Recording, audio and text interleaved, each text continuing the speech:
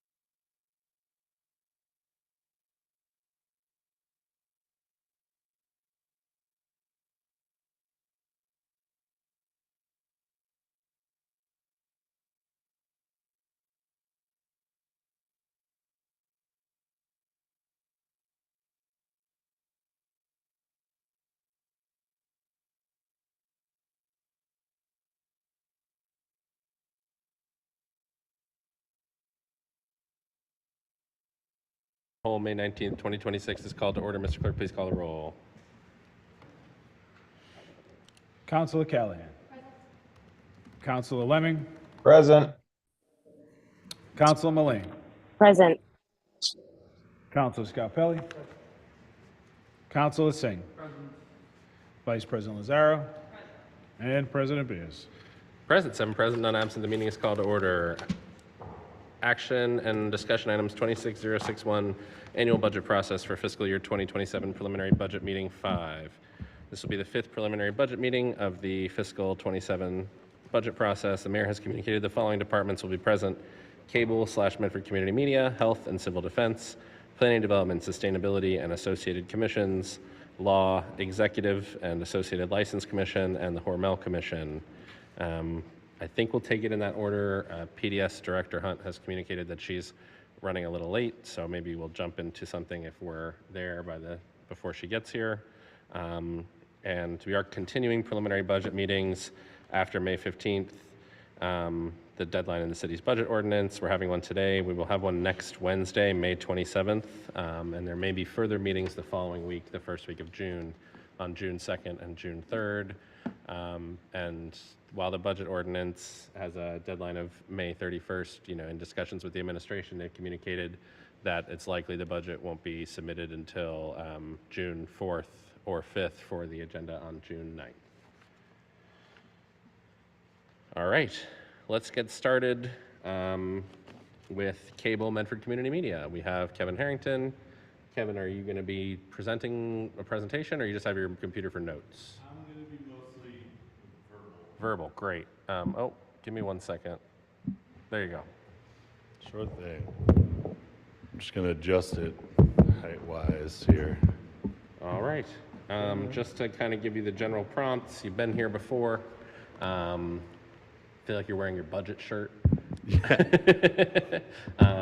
But in general, we go through, Kevin wears this like every budget season. Every time Kevin's here before us. It's awesome. We are going to be basically asking you to describe your fiscal 27 proposed budget and the differences between the last year's budget and this year's budget.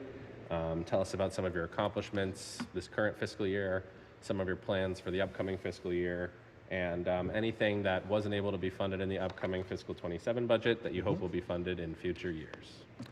Absolutely. Thank you, President Bears. Thank you to the rest of City Council.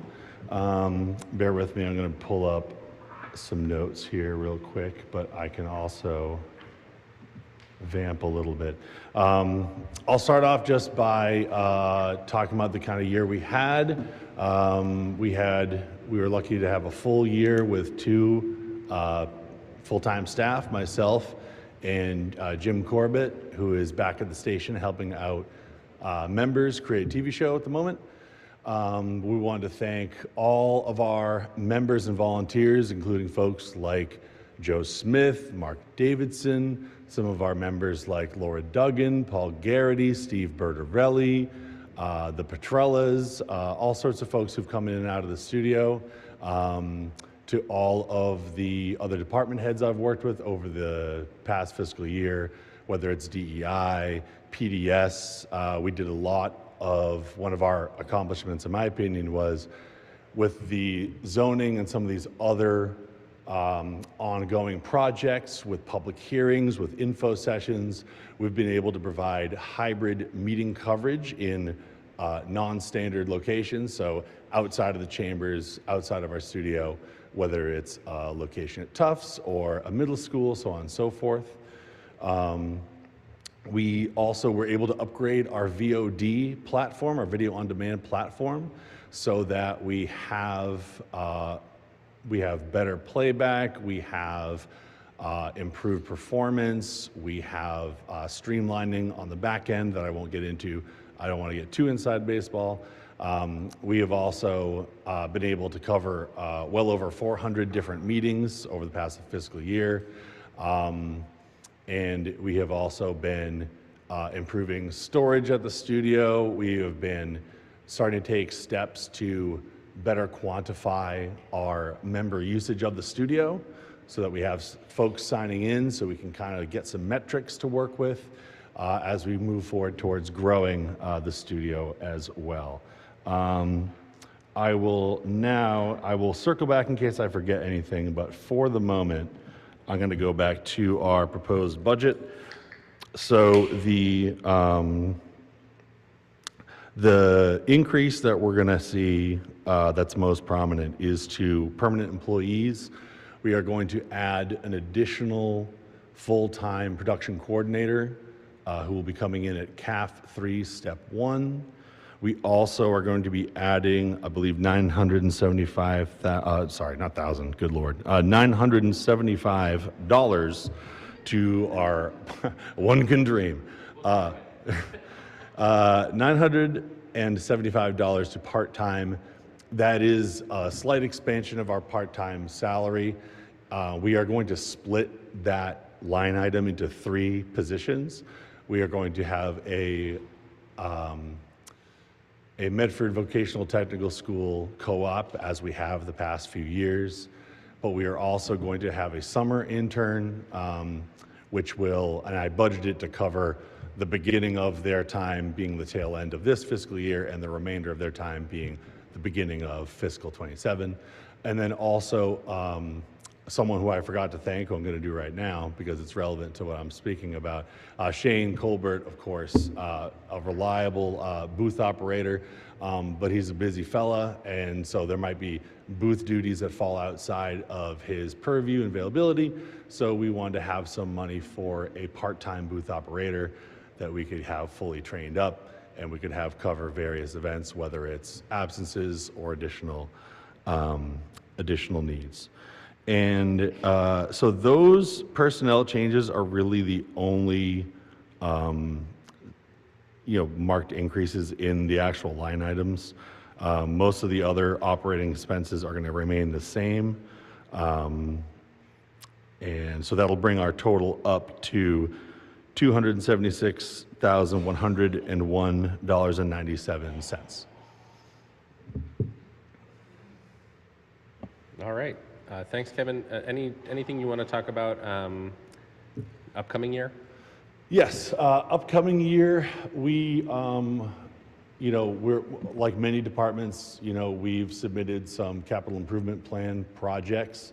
One of them that shares, that's going to be kind of a multi-department endeavor, is the updates to these very chambers as a result of the charter study, but the charter passing. That's going to involve, buildings with the furniture. It's going to involve audio for sure. We're hoping to have video upgrades as part of that. But if that is not inclusive, if that project is not inclusive of video upgrades to the chambers, I also would be pursuing a capital project that would be renovating that in parallel. My only request is you keep me 720p. Everyone else can be full HD. Yeah. I just want 720. Exactly. Selective resolution is not a term of art I'm too familiar with. The other things we're looking to do this year, we are looking to get a lighting grid upgrade in the studio that would give us greater flexibility. It's something I've been working on for a while, and we're trying to balance that. That would be a significant capital project. It would be in the $50K plus range.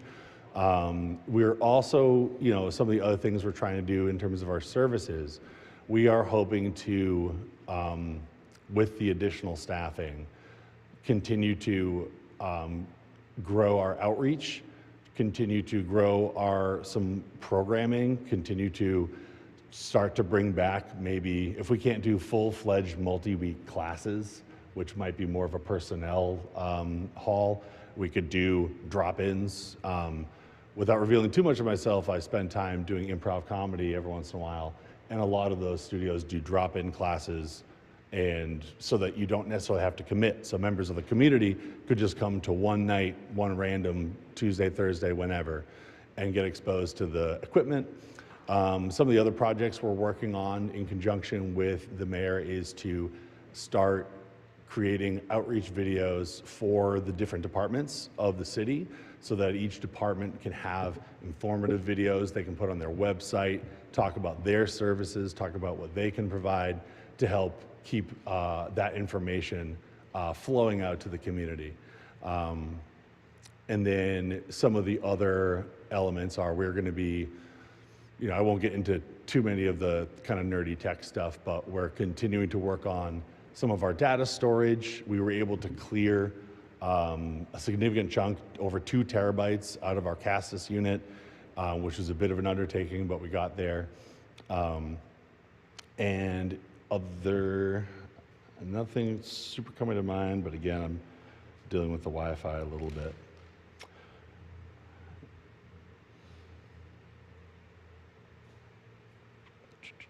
But yeah, that's all I can think of. You're talking about stuff going forward into next year, right? Into next fiscal year? Yeah, and then if there's anything that wasn't able to be funded in this budget that you're hoping for in a future budget. Yeah, so I was hoping to have 2 additional production coordinators. So my hope would be in a coming fiscal year, like if we're adding 1 this year, I would, hope to add another one in the subsequent year to kind of, be able to build out that full-time roster. We are very lucky in we have volunteer help. We do the program that Pam Kelly leads with the tax abatement employees, and that's been really successful for us. We have the co-ops, but there's limits to what we would expect out of those positions. There's some things that full-timers with their experience in the field with the equipment is just stuff that they can do that we wouldn't ask of our volunteers. And the hope would be that, again, we would be able to free ourselves up to kind of, getting the word out there and to be, even providing, other services within, our meeting coverage. If we could get to a point someday where we can have agenda items show up as chapters like in YouTube, that would be a pretty cool thing to do. The issue is personnel, timing wise, you don't really quite have that bandwidth as of this moment. And then, yeah, I think that about covers that. All right, I have a few questions, but first I'll go to Counselor Lemming. And Sure. If the thunder is disruptive, we'll take a pause. Counselor Lemming. Yes, thank you, Kevin, for all the work you're doing. I will say for first couple of initially when live streaming to YouTube, I did try to have like a YouTube chapter video, like YouTube chapters as agenda items, but you're right, that takes quite a bit of time to do for every meeting. I was wondering, is it a priority, or do you think it could become a priority in the future? Because I would like to see this to start digitizing some of those old council VHS tapes that they have sitting in the basement, and possibly putting them either on the cloud or on YouTube. I would be interested in the future of that, and if it's possible to just like get any equipment or staff funding to put a little time towards it. Thank you for the Councilor question. Pardon? Sorry, go ahead. Thank you for the question, Councilor Lemming. Yes, we have done some of that already. We had a huge box of DVDs of old city council meetings that we were able to digitize.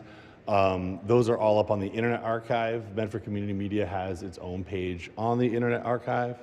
That's, of course, only one of possible solutions. And of course, if you're familiar with the Internet Archive and that project, if it runs into issues with funding, server space, it's one of a few possible places for it to live. We're looking to duplicate some of our older legacy meetings that are on YouTube to places that are on Internet Archive, also on the YouTube. We usually restrict the videos that live on our cloud VOD to within the past 5 years, just to make sure that we're keeping space free. But yes, to more succinctly answer the question, we've been doing it somewhat, partially, like any boxes we have. We've digitized the DVDs. If there are more boxes at the clerk's office, we are more than happy to take those down. We have a bunch of boxes we got from the schools of VHS tapes. Those take a little longer just because the DVDs were able to use software like Handbrake, and it's a lot faster. But using tape means real-time encoding, which means if it's a 6-hour meeting, you have to sit there and watch the tape play for 6 straight real hours in order to be captured. Which is, as someone who's done it quite a bit in his past, it's a real barrel of laughs. A blast. Yeah, but all joking aside, again, like that is a perfect job for volunteers, summer interns to do in smaller bites, not doing it all day long, doing it in between other more active tasks. So yeah, that's something we're very open to doing. And if city council, the clerk, school committee, if anyone has old banker's boxes full of tapes and DVDs, give me a holler, and we'd be more than happy to get those digitized for y'all. Yeah, thank you. And sorry, through the chair, just one quick follow-up. How far back do those tapes go? Like, what's the oldest that you've seen? And just from what you skimmed, is it your impression that there's sort of a complete record there? Or do you have like one tape from 1981 and then the second oldest is from the 2010s? So I can give you more detailed follow-up over email, but I know for sure the DVDs they're going back to around 2016. The tapes that we have from the school committee are much older. We're talking 90s, and which I know isn't that old, but 90s, and I believe some late 80s tapes snuck in there as well. In terms of city council, the DVDs we've encountered have mostly been the 2010s on. Thank you.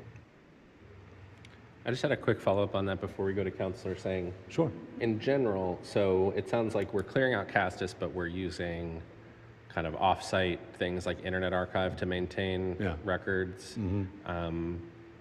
Is there any duplication? Like, are there two places where something's stored? And I know you mentioned a little bit if they have funding issues, but I'm just wondering, I'd hate to lose them forever if we're not maintaining control. So we also have backups of all the city meetings that we cover, especially. We have those also on our server. And one of the other projects that I keep not really having a lot of time for is we have an 8-bay server that can take 12 terabyte optical drives that we would be able to use to greatly increase our server space.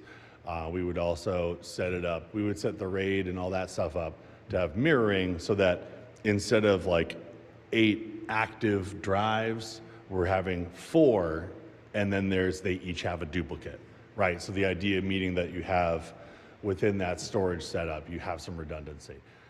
So yeah, those older meetings that we captured, we made sure to have those on the Internet Archive, and we have them on our server at the studio, and then we want to start uploading those to YouTube as well, to have it basically in 3 different distinct places. And that's kind of the plan at the moment. Great, I appreciate that. And did we ever, this is something you need to look into, I totally understand. Do we have the TV3 archives anywhere, or did that not come to Medford Community Media? So I haven't seen I don't have any boxes full of like TV3 stuff.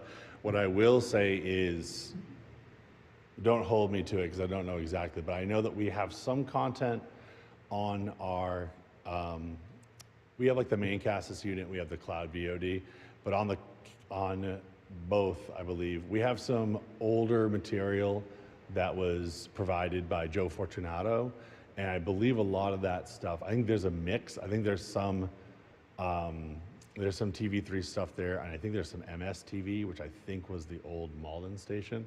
So there is some legacy stuff there, but yeah, we don't, unfortunately, there's not a lot of like stuff labeled TV3 that we have easily accessible. Yeah. All right, thank you. I'll go to Counselor Sang. Thanks. It's exciting hearing about the new initiatives. It's really, in particular, I think department heads reaching out to the public via MCM is a great idea. And this is me pontificating and less for you. Sure. This is more for other department heads, but it'd be great to have a conversation about, I know certain departments do a lot of training about like how to apply for certain benefits or how to navigate XYZ systems. It'd be great if that could also be on MCM, at the very least in an online form, so we just have these video resources we can give residents to see.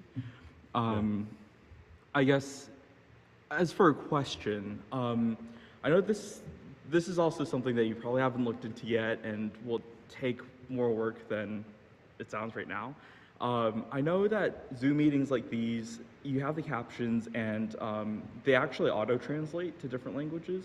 I'm curious if there's any way, or if we could explore any way of kind of doing that for when we post like the meeting to the MCM website, Yeah. to have an option like that carry over, Mm. or maybe even for a video recorded in studios and not over Zoom, to kind of like find the automatic translation kind of thing for that. Yeah, and I would say, quickly in order, I want to make sure credit where credit is due. The mayor came to me about the department wide videos and stuff like that. So that's something we're taking on, but I don't want to make it sound like I dreamt it under a park, on a park bench someday. But yes, and I do also agree that, if people have public-facing video of any kind that they want to send me Dropbox links to, and we can make available, like, we're more than happy to do that. As far as the translation stuff, yeah, we're in a tricky spot with that because, for one, as I'm sure all of you have noticed, the automatic captions with Zoom are not always a precise instrument, such that there's time I want to spend on trying to finesse how it handles when it thinks that swear words are being said when they are not, and making it so that we can have those accidental swear words be asterisked out instead of just showing up kind of out of apropos nothing. It's not as a huge, all the time, everyday problem. In terms of the language part of it, the tricky part about that is that, the way we've been doing it since I started is that we have these captions that you see here are being recorded, burned into the video, so that later when it's shown on the website, you will see whatever's being generated now underneath me there. And I've wanted to upload, different language captions to it. The trick then is, how do you make it so you don't have two different languages and alphabets superimposed on top of each other and give everyone a migraine? So part of it is we either would have to stop doing the burned in captions and find a way to have the captions be selectable, which we could, but that would be a separate charge with Castus, so that was something we would have to kind of allow for. And also two, dealing with captioning and all that stuff would again be like a pretty big lift that I would be, more than happy to try to look into how to do. I know years and years ago, we looked into hiring live captioning services for meetings, and the bid was bigger than my budget right now. So, I know a lot of that stuff can be pretty expensive. And to be clear, as someone that used to be a legal video specialist and worked with a lot of court reporters and stenographers, it is a very skilled position. So I would be open to figuring out, like, if we can figure out a way. My other thing too that I don't want to forget is, having dealt with this in previous positions in previous video projects, when other languages get involved, we then have to also make sure we have speakers of that language. So that would be a little bit of coordinating of, like, okay, if we want to have, we pick, 3 additional languages, okay, who's going to be kind of the designated person to check through these before we upload them, just to make sure there's nothing super glaring and all that. But yeah, that would be something, especially down the road, if we were able to have, if we had someone who their entire job was just government meetings, we might have a little bit more time that we could kind of carve out for that. Sure. Thank you, Councilor Sang. Just a couple things. You touched on the chamber renovations, so appreciate that. I look forward to working with you on that and the rest of the council. Glad to see we're getting a full-time position increase. I know that that's going to be really meaningful to you, and hopefully for certainly all the people who are helping out and making content, but hopefully bringing more people in. I think that's going to be really great. Yeah. Is this, in terms of like the PEG fees, is this able to happen because there's like more of the cable fees, and we're allocating more of those fees towards your budget than we had in the past? Or could you explain a little bit more about why we're able to increase that position this year? Yeah, so essentially,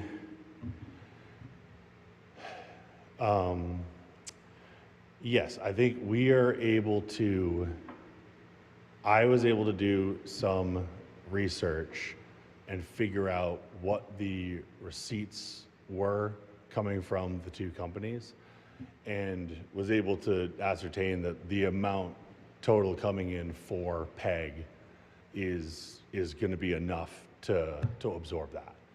So that was part of the discussion. So when I proposed my budget, that's why I proposed for 2 positions, because based on the math, it's like, oh, we should definitely be able to handle 2 additional, approximately 50K positions. Okay. Yeah. And so this year we're doing 1, but the PEG should in the future maybe support another one? Yeah, I think it would certainly, the thing with the PEG fees is that they are slowly decreasing overall.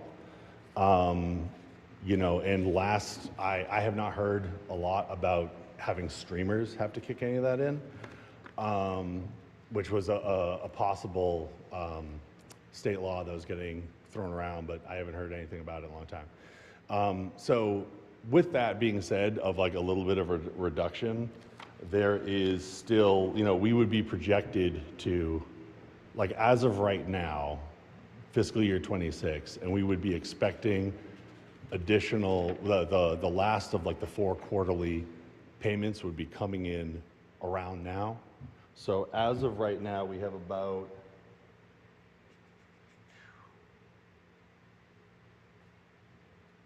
like $530,000 coming in from both cable companies. Every year? This year. Yeah. So the way I kind of looked at it was, well, if we basically, bumped up to 300 and change, that should probably be able to get folded in. And I understand that if we maxed out our staffing and then had to reduce force because of the dwindling fees, we wouldn't want to run into that. So I understand the idea of like incrementally adjusting it and making sure we can stay within that. And because staffing would be what I would want to use most with our fees. It's both our most expensive line item and probably our most essential at this moment. All right, I appreciate it. And this is probably more of a question for Bob and the administration, but I'd like to understand a little bit more where we see PEG fees on the revenue side of the budget. Yeah. Should we be, how is that getting factored in? Is that part of our revenue bottom line Yeah. figure for the general fund budget? And then essentially is some of the PEG fee going to do other stuff for the city? And so that's more of a question for Bob Dickinson. So Mr. Clerk, if you could take that down as a question and we'll submit that in, or if Nina, if you want to talk about it now, Yeah. that would be helpful to understand where the PEG fees are fitting in. Is that fitting in local receipts? And so we're getting 500 in and 300, 200, 300 is going to Medford Community Media and the rest is going to, support the rest of the budget. If we could talk about that. Thank you, President Bears. Yes, so historically, the fees that were coming in for cable have gone into the general fund and have floated through the general fund. What we're going to be doing is we're going to be proposing a special revenue account for the start of fiscal 27, which will collect all of it in a separate pot and will allow us to track it better and will allow us to manage it better. So the revenue side will take a little bit of a hit, but the expenditure side will take an equal hit. So it's a wash. And that way we can also look at capital improvements down the road using those funds and using that available resource to cable, to our future goals, to some unknowns potentially that are relating to the high school and the space. And no set as far as capital is at this point, but that can help us moving forward because it will be separated as well. In the past, has that been like in local receipts or transfers in, or? It has been in what would be local receipts, yes. Okay. It would come in as local receipts. All right. So special revenue fund, PEG is going to be going in there starting fiscal 27, and then eventually, Pending council approval, yes. yeah, and then MCM will be funded out of that and won't be in the general fund budget anymore. Correct. All right. We still going to talk to Kevin at budget time? What are we going to do? If the council would like to. Yeah, no, I mean, I think something that whenever I read the ACFR is very clear to me is just how much of the work of the city is done outside of the general fund budget. And, we see the general fund and the enterprise fund, but even like, we have our 2 two big grant-funded departments here today with planning and health. And, you know, a bunch of the work that they do is outside of the general fund budget, but obviously is really important to the city. And we get to talk about it, you know, we get to hear about it, but it's not necessarily reflected in the budget items. And I think it's helpful for the city, for the residents of the community to be able to understand kind of this big third pile, if you will, of funds, which is all of the state and private and federal grants. You know, we see CDBG through its required process. We see CPA through its required process. But really, you know, it's not just general fund and enterprise fund. It's also special revenue funds or other funds or however we want to term it. And I think that that's just a useful thing for us to maybe start trying, you know, over time, trying to get in the practice of for the residents is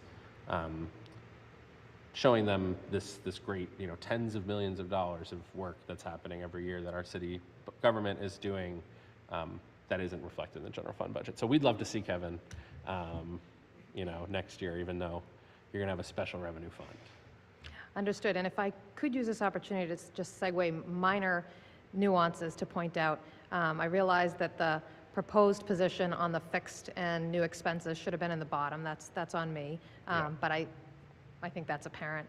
And we can talk about some nuances in the other ones as they come up, but I just figured I'd mention that for MCM, even though it's all there. It's just one's in the wrong category. Great. Okay. Well, looking forward to, I think this is going to be great to better understand the fees coming in and support for MCM, and I appreciate the kind of long-ranging thought about the status of the MCM space as the high school project moves forward. So, Wonderful. Thank great. you. And I will come to the public just after I ask if there's any other counselors' questions for Kevin. Seeing none, I see one resident who'd like to speak about Medford Community Media. So we will recognize you, name and address for the record, please, and you'll have 3 minutes. Okay. Hi, Laura. I'm Laura Duggan. I'm at 31 Hickory Ave in Medford, Fulton Heights. I came here to speak in behalf of the Kevin's work. He does a wonderful job with Jim, and they do all of this. So we know how important they are. You're talking all these extra things you want, but think about all recording, all the meetings. I mean, without that, you wouldn't have no recording. You're concerned about legacy of past meetings. Yes, but all of this takes staff. It takes staff. 2 guys trying to do what they do now, and let's add on to that, that's asking a lot. I do remember the previous director, who was a really fine fellow, Patrick. I worked with him too. By the way, I've had a show at the station. I've been there for about maybe 6 years. So I've seen a lot of history of people coming and going. And I wondered why Patrick left, and then I found out he went to another community that had a staff of 5, and he was working here solo. It took a long time before he actually got one other person to work with him. Now keep in mind, you want your meetings recorded. What if somebody gets sick, you know? Well, you're not gonna have anything to try to resurrect. It just won't be there. So it's really important to fully staff a cable show. Now, I did ask questions around, why does Medford have such a small staff at their cable station, you know? And after digging a while, I found out that the cable fees went into a general fund in the city, and then they would divvy out some money as they saw fit to the station. So I said, oh, that's why. And because I ask questions when I don't know the answer. And so I'm really glad that people are also starting to ask that question and consider acting on that to support, because we know Kevin has done a fantastic job. Just imagine if he had a staff of 3 more people, what he could do. Maybe he could get all those old meetings recorded or, you know, digitized, you know, and all the other things you're suggesting, the great ideas. Maybe he could do all of that. And plus, he has a whole lot of ideas himself, as do I. So I just urge you to support what he has presented here, what he's doing, and look towards the near future to give him greater funding. And then I guarantee you, you'll be amazed what'll happen. Thank you. Thank you, Laura. Really appreciate that. And Kevin, thank you. You know, it's exciting to have a new position in. You know, I know we've been asking for, you know, certainly since you've been here for a few years now about PEG fees and Yeah. and what should we be getting. And so thank you for tracking that down. And Yeah. I'm excited that we're going to be kind of putting that, you know, this is the money that funds MCM and here's where we're going to look in the long run. I think that's a really a good improvement to the funding structure and to the support we'll see for MCM. So glad to see not just the progress you make every day on all the things that you do for the city, but also this bigger structural question. I think it's really great. Yeah, and let me know, because I don't have fully complete data, but I have, thanks to Daria Tahara, I have receipts for the past 3 fiscal years, including this year, so I can send that along to folks if you want to take a look. But yeah, no, I'm very excited about, you know, again, I'm not a finance person. I'm sure there's a lot of whys and wherefores that will go into creating this and pending council approval. But yeah, I think it'll be exciting, and I'm really stoked to add another member to the MCM team. And you know, because I'll end with this. You know, a lot of us who work here at the city, right? We're here because we love not just the city of Medford, but we love the work, we love the people, and helping people create their own TV shows, helping people keep track of what's going on in their city. It does fill me with a lot of pride. I love so much about this job, and I just hope to continue to do it and to try to do it bigger and better as much as I can every year. So there you go. Thank you, Kevin. Yeah, and definitely, you know, we'd love to meet with you guys once the special revenue fund is set up and we can, you know, look at the revenues and expenses, and we'll see, you know, all on its own, the MCM budget. So that sounds great. Thank you All very much. Thank you, Kevin. All right, next we will go to Board of Health, Animal Control, Civil Defense, and we have Director Marianne O'Connor with us. Thanks, Marianne. You know, I will go through it again, but basically same questions, and you've done it before, and you'll do it again. What is the kind of the difference between last year's and this year's budget? What is some of the work that you've been able to do this past year? What are your plans for the upcoming fiscal year? And what are some things that weren't able to be funded in this upcoming budget that you hope to be seeing funded in future years? Okay, I'll start with just a quick overview of some of the accomplishments we were able to do this past year. As you know, the Health Department provides environmental health inspectional and enforcement services, infectious disease surveillance and follow-up, and a vaccination program for both adults and children.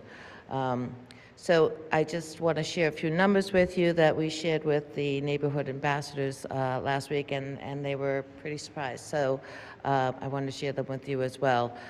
So for the last 10 months of the fiscal year, we've provided 715 inspections of food establishments, housing units, pools, camps, and body art establishments.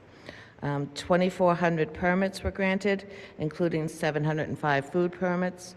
543 resident complaints were responded to, and almost 1,100 vaccinations were given through both homebound visits and clinics, and also office hours for children in need of vaccinations. We're also providing monthly reporting to the Board of Health on all reportable diseases and monitoring those as we go. But the Health Department also provides human services activities and programs through its Office of Prevention and Outreach. OPO offers social service navigation to high-need residents, recovery coaching to residents entering or trying to maintain sobriety, substance use and problem gambling prevention programming to our parents, youth, and schools. New this year, a Youth Works program, and we are also leading regional prevention efforts. These efforts are all taking place while we're ensuring we are reaching and serving our most vulnerable populations and our non-English speaking community members. Most of this work in OPO is funded through grant funding. This year, OPO wrote for a $250,000 a year, 5-year federal prevention grant through SAMHSA and was awarded. Highlights of the first 3 quarters of OPO. 180 unique residents in need of services with housing, employment, healthcare, and behavioral health care were served by our social service coordinator, with over $14,000 secured in emergency financial assistance for those residents. 45 to 50 individuals monthly engage with our recovery coach services through outreach, group support, and post-overdose follow-ups. The weekly recovery group has grown to 20-plus participants, and many achieving major sobriety milestones. Our community liaisons, navigation, and translation to more than 600 residents, ensuring access to Mass Health, SNAP, housing, and legal support in 6 different languages. Our OPO team coordinated or supported over 40 major public events, including back-to-school night with over 200 residents, winter preparedness distribution of coats, hats, and scarves. That served 240 residents, a National Night Out, a Recovery Month, a Black History Month, as well as numerous cultural celebrations and Caregiver University workshops. 17 volunteers were recruited to assist with food security efforts, delivering groceries to elderly and disabled residents, maintaining the community fridge, and supporting food pantry access for hundreds of families.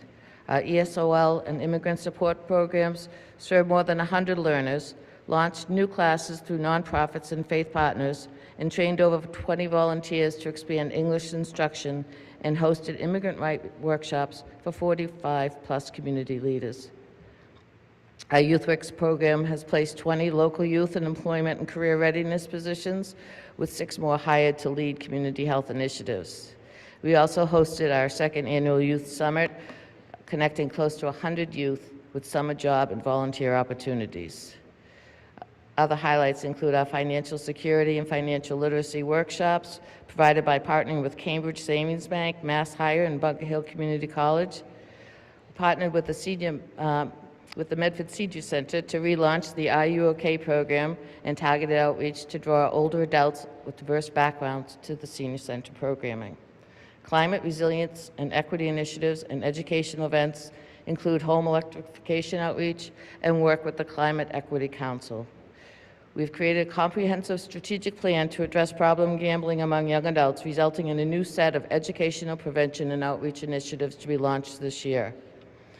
Our Welcome Baby program has ongoing distribution resources and educational materials to new parents in Medford, and we've expanded our prevention effort with the Medford Public Schools, coordinating youth action teams at both the Medford High School and the Andrews Middle School, certifying that all Medford health teachers in vaping prevention curricula, and assisting the launch of the I Decide diversion programs in schools. So that's just a few of our accomplishments for the year. Going forward, obviously, we hope to continue with all of those efforts and expand on what we can. We continue to apply for grants. We continue to try to expand our services and our outreach. And we hope we have 3 pending grants right now we're waiting to hear for, and hopefully soon, by before the start of the fiscal year, we'll know if we receive those grants. Not a lot of changes in the budget this year. Some of it is just permanent employees as your COLA and STEP increases. Our part-time employees increased because our public health nurse is now gone part-time, and we've supplemented her hours with a 2nd part-time nurse. The professional services increase, that does include some data conversion. Our current inspectional data program is actually closing or converting or going to another company. The company itself is changing its programming. So we are moving to CitizenServe completely. The other expense would be the Smart Sheet expense, which was previously ARPA funded. We've had to increase because our order letters by constable have increased for our housing purposes and complaints. The rodent program, there's a $30,000 line included now. Again, that previously was ARPA funded. We're also hoping that thanks to your new rodent control ordinance and the fees going into the revolving account, that will be able to supplement that going on. Canine contracted services, our kennel expenses always continue to grow. We had 453 days of kennel services this year, and it's just something you just can't predict, unfortunately. And then the increase in mosquito control was just what they currently charged us for this year. Any other questions? What are you doing?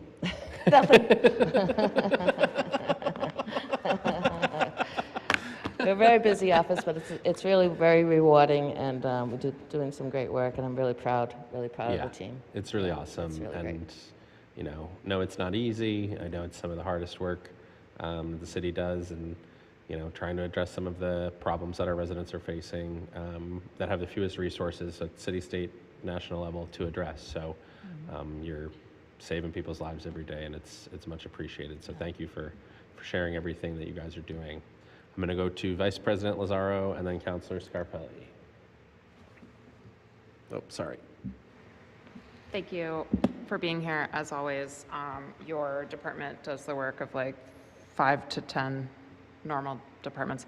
I wanted to ask a few questions. The mosquitoes have not been treated this year. Is that because it doesn't happen until the end of the fiscal year? Or is it like, does it get, it just doesn't have any actuals for So that's mosquito- one invoice we get. We're part of the mosquito control regional office, and that they invoice us on an annual basis for the Got it. services they provide. I'm sure, I thought it was something like that. Yeah. A lot of the stuff that doesn't happen in the actuals is because of things like that, or maybe it's ARPA funded and it's expected in the future that it won't be like that, and that's fine. I would be really curious to see how much grant funding your department receives total.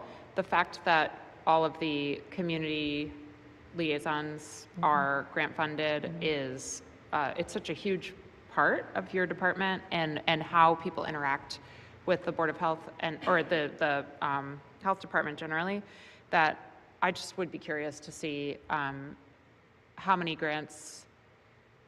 I would be curious to see, but I don't want to ask you to put it all together because it would be annoying and time consuming, and you do enough.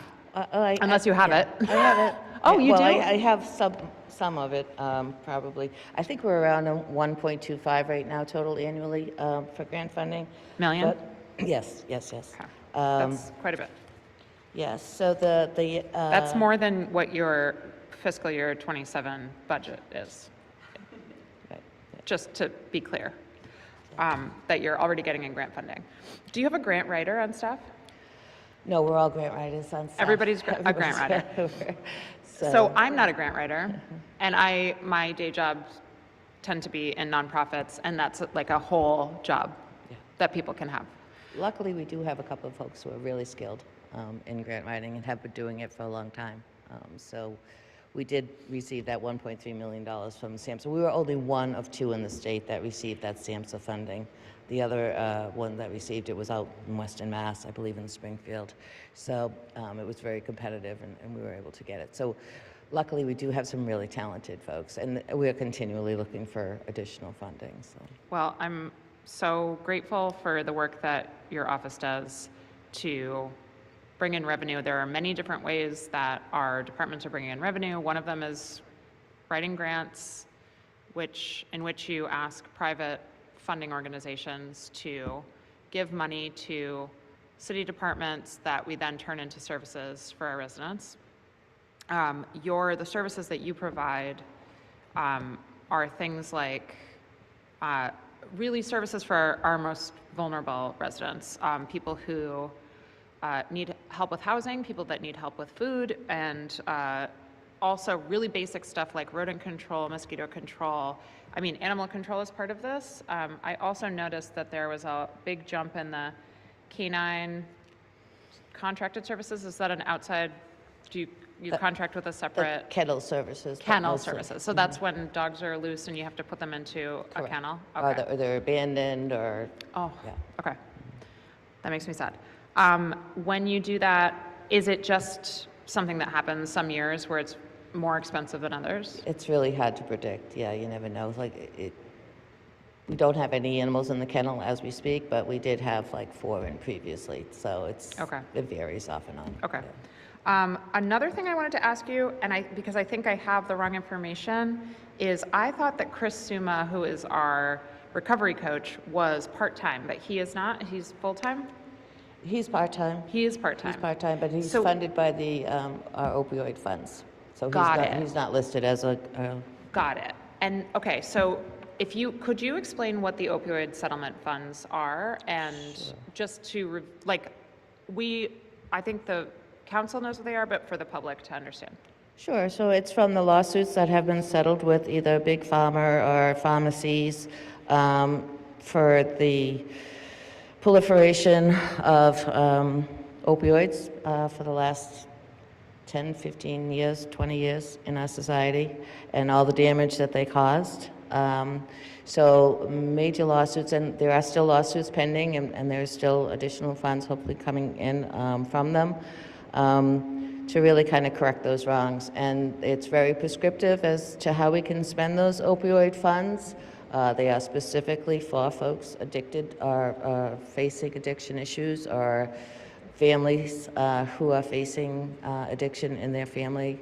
But it's also for prevention services and other support services. So like currently right now, we use some of that funding not only to fund our recovery coach position, but to also, we provide sober home scholarships to folks in need.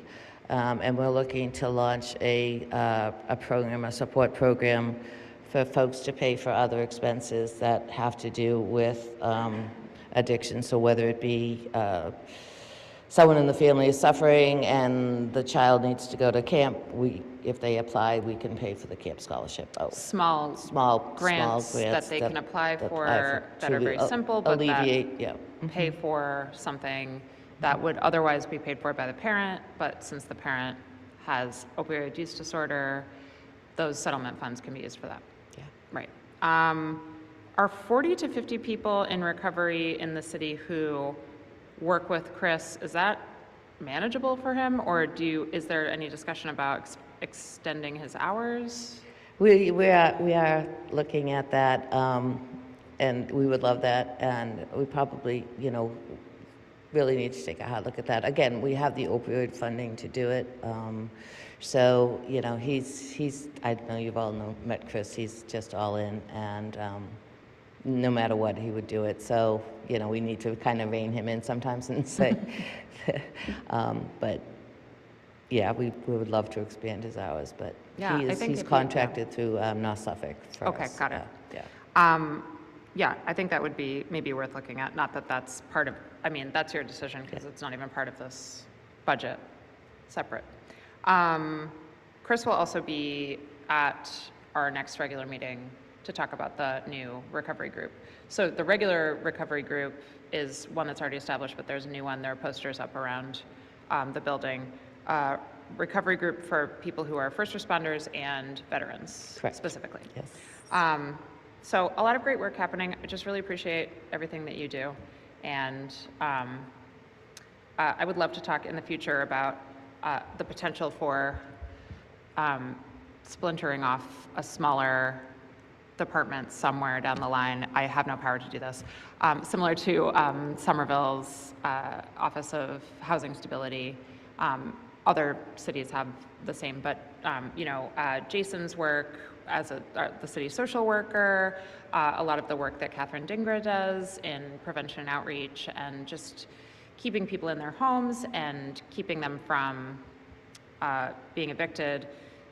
Instead of keeping people in their homes can be a lot less disruptive for everybody, a lot less expensive for everybody than helping people get out of homelessness. So something I've been thinking about since I came and started as a city councilor, but Yes. it's a big undertaking. But It is. It's a lot of the work that Yes. Jason does, yeah. It's a big Somerville problem. started with one person who was part-time, so, it can be done. And I know you guys do a ton, so I really appreciate that. Thank you very much. Sorry for all the questions. Thank you, Vice President Lazaro. Just one quick follow-up. Marianne, does that 1.25 million in grants, does that include the opioid settlement, or is that? No, No, it does so that's not. on top of that. It's opioid settlements on top of the grant funding. that Is we there have. anything else other than the grant funding and the opioid settlements that is supporting your department?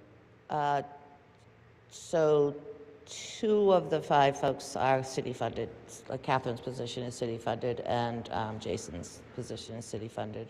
The others are partially or fully grant-funded. So of the 11 listed here, how many more people are working for, So there's 5 full-time in OPO, yeah, and there are, of the 5, 2 are city-funded, and then there are 12, sometimes there's 13, part-time employees. right. Grant. So, sorry, just the total in your department, full-time and part-time, is that? Oh, including the inspectional services Everything, side? yeah, yeah. Oh, I'd have to count. You can get back to us on it, but, you know, this budget lists 11, but it sounds like, So it'd be 11 plus 17. okay, all right, 28, all right. That's huge, thank you for that. And so in terms of your funding, there's the general fund allocation, 1.25 million in grants, money from the opioid settlement, and then is the tobacco settlement, is that? So that's in a separate revolving account. Okay, all right, We did use some of those funds to actually train the teachers in the vaping curriculum. yeah, We had one of our prevention coordinators trained, and then she was able to train so we do use that funding for education and prevention reasons, but it doesn't fund a position or anything. okay, great. All right, Counselor Scarpelli. Thank you, Mr. President. And Marion, thank you so much. I know you do so much, and we appreciate you, but my thing is just probably top issues that we hear is, sometimes I think it's unfair that it has to fall into your department because you have so much going on, is the rodent control. And I know you're doing yeoman's work and trying to really stay ahead of it, but are we doing enough for this council and asking to allocate enough for what we're seeing as truly a serious issue, a serious health issue? We're looking at neighboring communities that have gone out and hired specific, rat czars, rodent czars, and looking at different aspects and looking to way to safely eliminate the rodents. I know we're hearing with some communities with mixing of some of the chemicals that are killing our birds and pets, and it's frightening. But I see it's a $30,000 line for rodent, the rodent program. But in my opinion, I think we need to do more. And if it's not, I don't know if it has to be you. It's just under you possibly, but I think it's just so much work, and on top of what you're doing, this is something that I think that help me understand, or help me convince me that we're okay. Because, like I said, probably one of the top complaints and calls and emails we get, George, there's a rat in my yard, and we never had rats, and there's this and there's that. So Yeah. I appreciate that. Yeah, it is the season, right? It's Yeah. starting to tick up again. But obviously, it's not just in Medford, it's everywhere, like you mentioned, all the communities are doing the same. Surprisingly, I'm probably going to jinx us, our complaints have gone down Right, quite a right. bit, Yep. honestly. And the inspectors are doing a pretty good job of keeping on top of all the complaints as they come in. Yankee Pest has been helpful. And I think the education we're doing is starting to finally kind of take effect. Again, like the ordinance, again, thanks to you all passing the ordinance about the bird feeders. And, we still have folks that want to continually feed the animals, and God bless them, but it's not helping the rat problem. We're doing our best to stay on it. I think when the 30,000 combined with the ordinance now that sets that revolving account with the fees going in, we increased the fees a little bit. We're really starting to get working with engineering to make sure that the national grids and folks, when they dig up the grounds, are actually doing the IPMs and paying the fees. And so I think right now we're pretty good, and hopefully the complaints will tailor off. All right. Well, for one council, I think it's important that we do revisit this as a council with your office. Really, we should be doing it on a quarterly basis to make sure that we stay above all the work that we're putting into it right now, because you are right. it's less complaints, and especially right now, it's a, you know, my neighbor keeps telling me, don't get rid of your skunks. I said, why? He says, it gets rid of the rodents. So they don't care that my house smells, but it's okay. But yeah, so I think that it's important. So thank you for all your feedback and input. Thank you, Councilor Scarpelli. And appreciate that. Questions from Vice President Lazaro, Councilor Scarpelli about all the great work and sometimes difficult challenges that we ask our health department to take on. Definitely more to do. There's one last thing, if you don't mind. Civil defense or? With the health department. Yeah. I guess as for what you just heard about, you know, how the health department now provides a lot more than what was traditionally thought of as a Board of Health. And, you know, we've gone beyond those traditional functions of inspections and disease control and really have become a wide array of human services activities and programs. So I guess to better reflect the breadth and depth of what the department does and the scope of services we provide to our residents, I'm asking for your support, actually, as I'm proposing to formally change the name of the department from the Board of Health to the Health and Human Services Department, to really better reflect the work that we do. You took my question. Oh. No, that's fantastic. Thank you, Marianne. George? Good. You see most communities, it's not, you say Board of Health, it really thinks, it defines, the Health and Human Services really defines more what you're doing. And, you know, I know that I work very closely with our Health and Human Services, and it encompasses what it means. And I think that you're right. I think that if we can do that, I would move to move that in favor of changing the name. Thank you. We'll add that to the committee report that we support the name change. I think that's really fantastic. Yeah. Thank you. Well, maybe. I couldn't agree more. I really think human services needs to be like primary to this. Board of Health feels like it's like a group of, like a board of directors or trustees or something. It's really not that, and it's misleading. And human services is so much of what you do. The health department is one thing, and it's for sure that you have nurses, you have sanitarians, but the human services element is so critical. So I just really support that suggestion. Thank you. Thank you. We'll take that. We'll take it as at the end. But motion of Councilor Scarpelli, seconded by Vice President Lazaro, to support the name change. I kind of had a bigger question around that. I'm interested and excited to hear about kind of the branding change. You know, when we talk about kind of the governance of the Board of Health versus you're the director of the health department, and you know, does the Board of Health oversee everything that you're doing, or just kind of parts of it? Are they just the regulations and certain elements? You know, I'm just interested in that a little more. And kind of where I'm leading with this, if you don't mind me asking, is in other communities, we've seen kind of a shift to an inspectional services model, which is a little bit different, where you know, we have our building inspectors, we have our sanitarians, and health inspectors is what they're called in many other places, and here they live in separate departments, but in other places they kind of live as a unified inspectional services division. And I'm wondering, in the long run, you know, what are your thoughts about that, and also in general, how does you know, how much of what you do, you know, you're leading the department, how much of it is under the Board of Health taking a look at it versus how much is kind of happening outside and because of the way that the state law works? Yeah.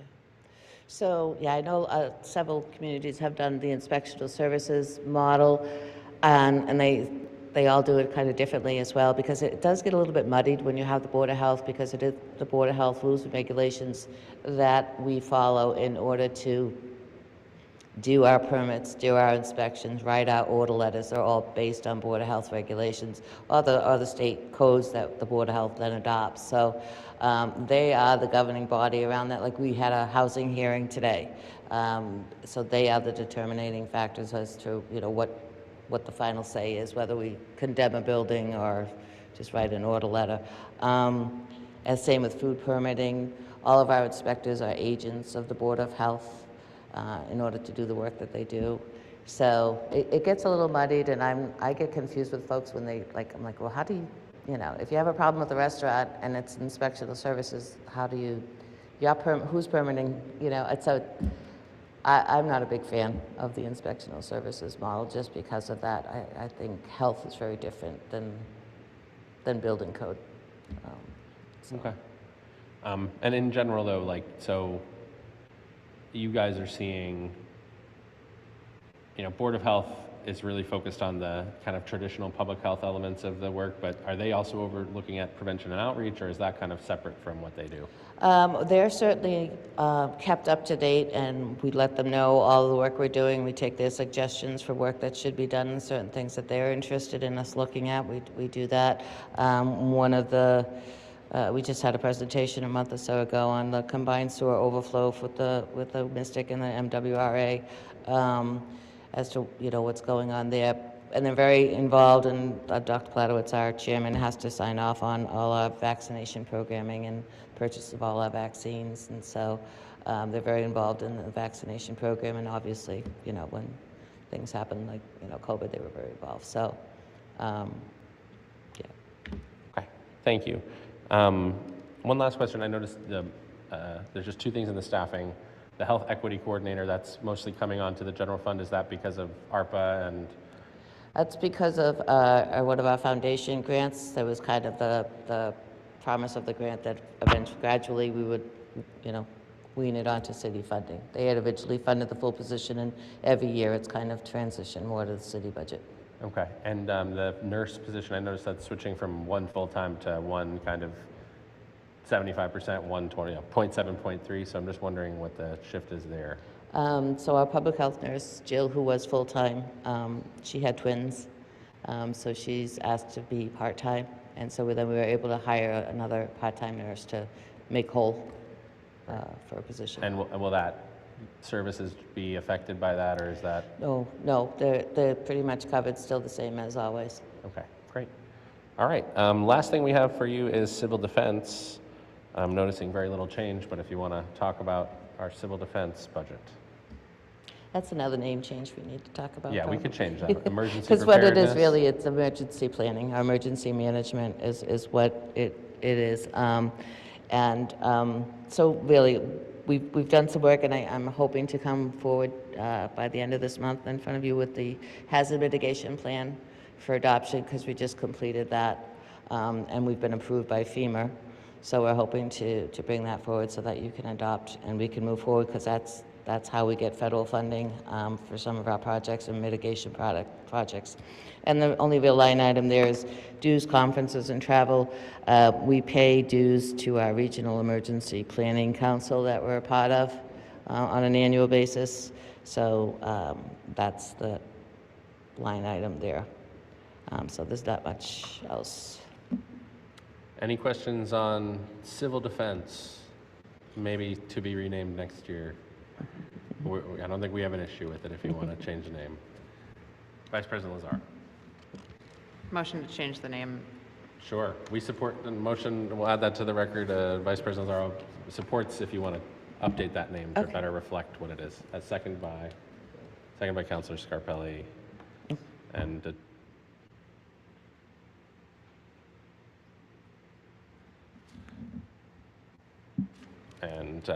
we'll take votes at the end on everything.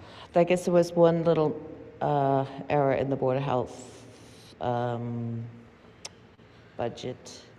So under the personnel line items, the prevention outreach coordinator position, Yep. that increase there should be an asterisk next to that because that increase will be funded through the administrative funds that we get from the grants. So Okay. So portion that's of- partially a grant funded So position. that's partially grant funded as well. Yeah. Madam Chief of Staff. Apologies. Not explaining I it. wasn't particularly, what I was asking, I apologize for the interruptions, and thank you, Marianne, Director O'Connor.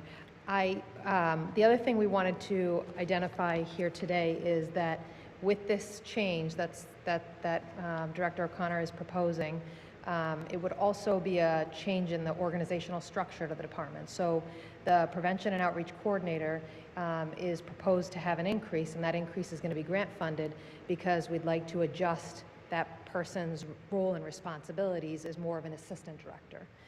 So that's a part of all of this and a part of the, appropriately staffing that department.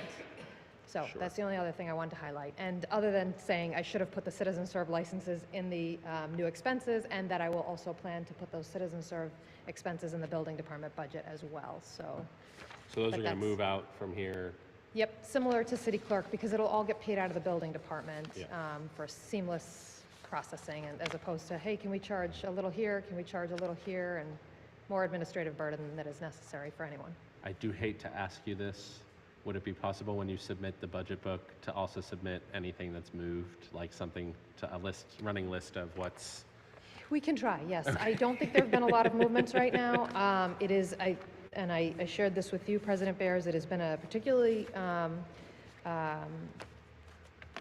challenging budget season. We are onboarding our new budget manager, so with that comes a lot more steps and processes that we need to take. So we will do our best, and I think to the degree, I just don't want to commit to putting too much on the group that's already trying Yeah. to pull together a budget book, and, and I also, if I'll take this moment to say, I also communicated with you, President Bears, I don't know if procedurally, if this is the right time, but I had proposed to President Bears if we could deliver the budget book Yes. on Friday, June 5th. I shared at the beginning of the Okay, meeting. thank you. Yes. I must have missed that. You're good. So, thank you. All right. Yes. So maybe not necessarily every single movement, maybe a general list. Yeah. Okay, Yeah, thank you. That would be great. All right. Any further questions for Director O'Connor, Health or Civil Defense? Seeing none, we're moving on. Thank you, Mary Ann. Thank you very much. All right. Planning, Development, Sustainability, and like 10 commissions. Director Hunt.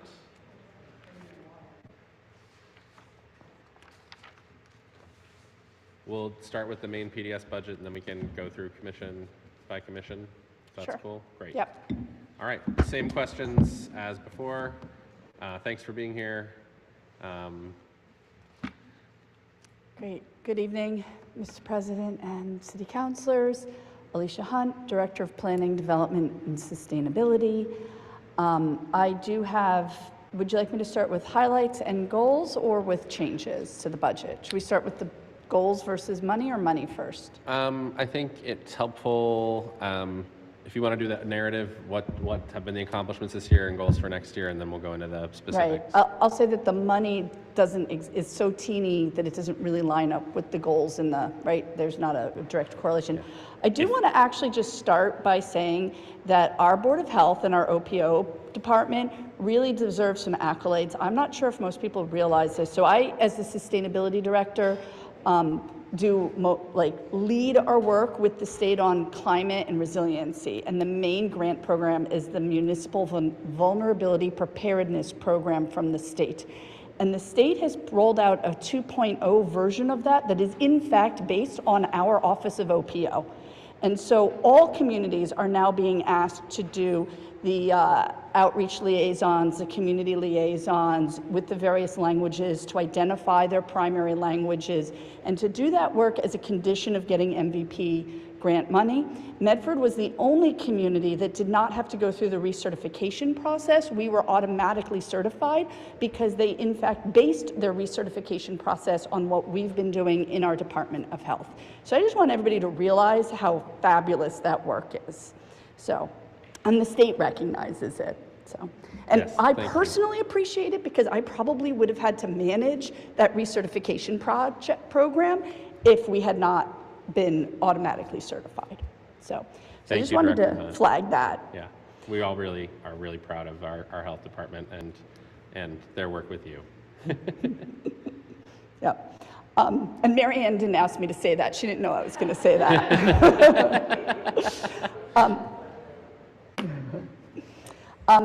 So I wrote up some stuff for the budget book, and I'm going to try and go through that. It's a little bit grouped. So starting with some economic development, We worked this year a lot with the mayor's office on the transom, the Medford Square. While it doesn't seem like a lot's been happening with that, we were literally meeting weekly with them and with consultants. We brought on real estate consultants to help negotiate the site control agreement. The draft lease is going to them probably in a couple of days, according to an email I read this evening. So things are moving along with that, but it actually took a lot of behind the scenes work to negotiate that the details of that arrangement. So we've been working on the vacant storefront grant program. Some of that is there's a lot of things that are starts and stops. We actually had a grantee and a state matching grant all lined up and ready to go, and then the property owner decided that he would rather keep his space vacant because maybe he might want to sell his building. So things like that happen, and something like that, you'll never see the fruits of that work, but we were doing a bunch of work in the background. It does look like we are actually about to award a different vacant storefront grant, this one in Haynes Square. I'm told that that one's going through smoothly, but I thought the last one was until the last minute as well, to no fault of ours. Although one of the things we want to do is work with property owners like that to understand the best way to move forward with their property and how do we move this forward to meet their interests and our interests, because having a building sitting vacant and derelict in the heart of West Medford Square is really not beneficial to the city. Unfortunately, we hired an economic development director who decided after 4 weeks that it wasn't a good fit for him, mostly because of the commute. I have to think that the pay factored into that, but we are now about to start looking for a new economic development director again. So I have goals, but some of those goals are contingent on filling these roles. So let me just give a grip. So another thing is working on the rezoning. Obviously, you all know that we were very active in that, and a lot of that is to increase commercial growth and to bring new shoppers to our squares by bringing people who live in our districts where we have businesses to shop in those businesses. We completed a wayfinding study to support all modalities, and we've applied for an implementation grant. So one of my goals for next year is to start rolling out those signs. There's a little bit that we can do. We're hoping to do a kiosk in Medford Square with our remaining grant money, and we've applied for $250,000 to roll out these signs citywide. CDBG established a new online system for managing of public service grants. That's both for people to apply, the public service entities to apply, and for managing them. Because CDBG is a federally funded program, there are a lot of hoops and requirements to that program. So having a particular system that is actually designed for federally funded grants is particularly helpful. I don't know that it would be helpful to all of our departments, just because this one is designed to meet the requirements of the federal government, which are a heavy lift. So we worked with the Affordable Housing Trust, creating a strategic plan, awarding a construction grant of 3 affordable units. We've started to get some funding into that. Some is that we have we negotiated a payment with regards to the tough storm and with regards to a property over in the River's Edge area. They are not subject to our linkage agreement over there, but they agreed to an affordable housing payment, which was straight up negotiation. They didn't have to do that. We worked on the housing rehab pilot program. This is for low and moderate income homeowners who need specific kinds of rehab to their home. When we work through it, it's not a great fit for everybody. So we actually last year had 12 applicants and worked through all 12 and ended up not moving forward with anybody. We are now have 20 applicants, and it looks like 3 of them are ready to move forward, and we're still working our way through the list.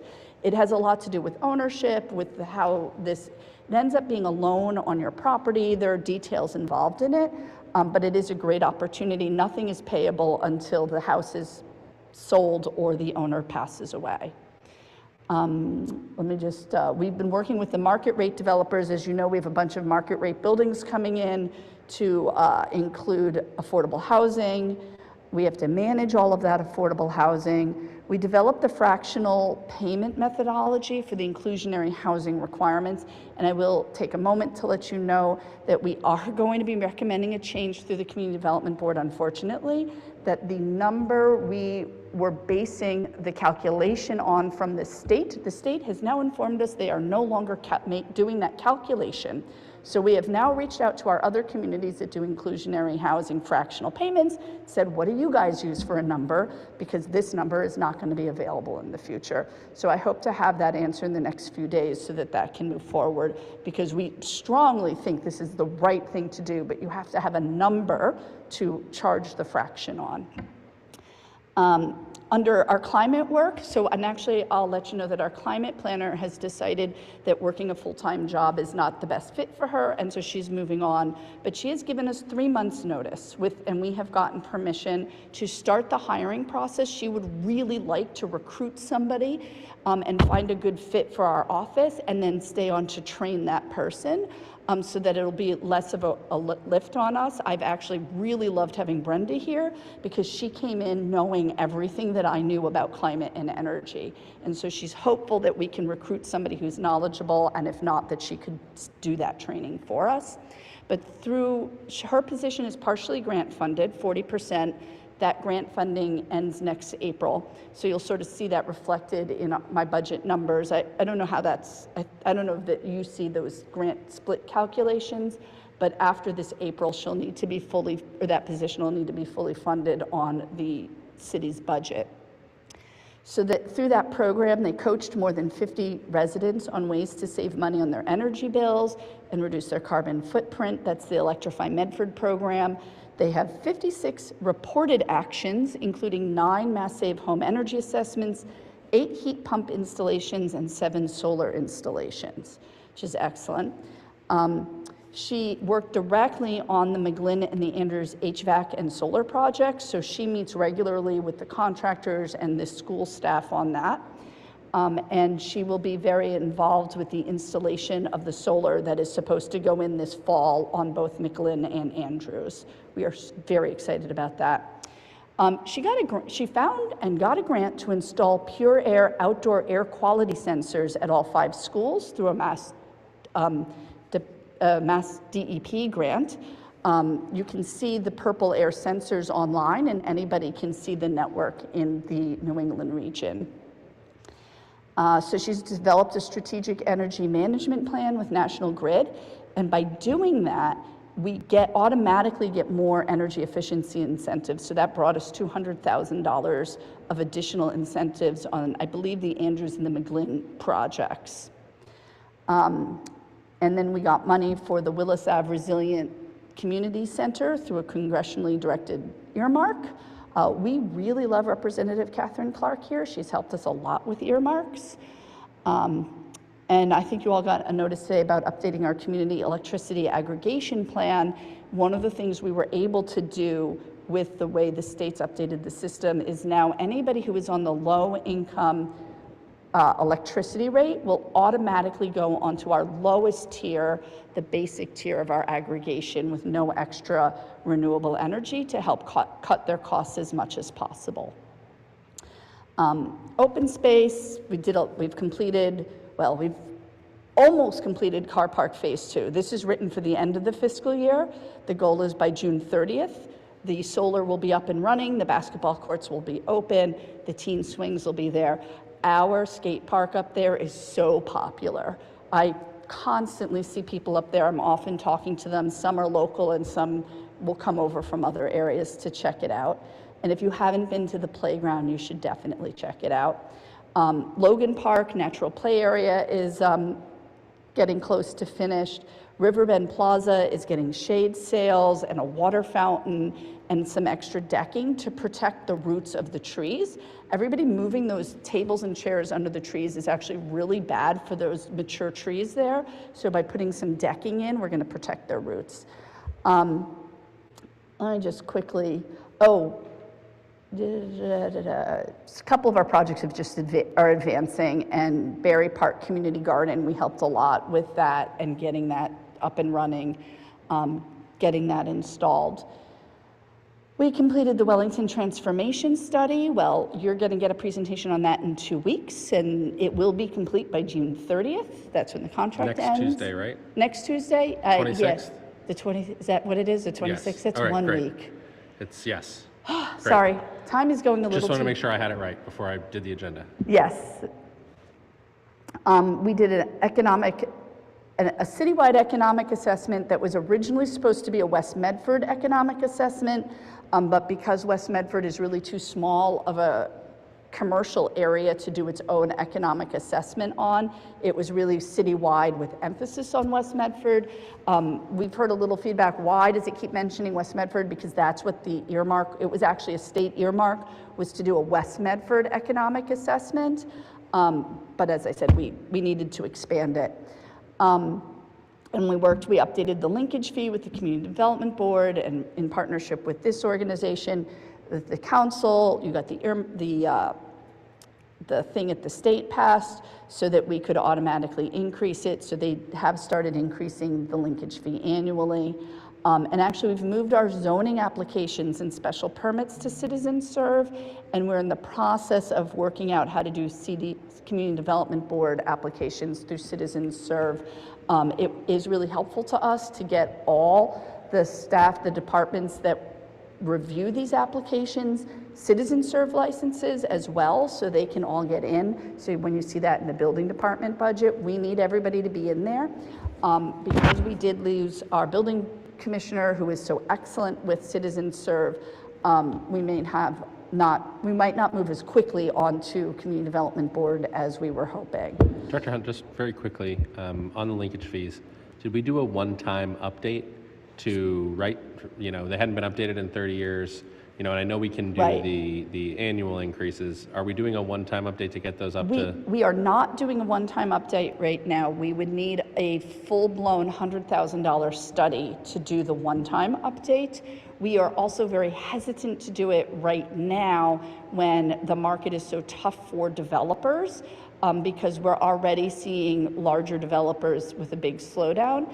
And we don't really want anybody to challenge our linkage fees because we are the only community in Massachusetts allowed to do linkage fees. They're otherwise illegal in Massachusetts. And we don't really want anybody to start saying, why does Medford have them and nobody else?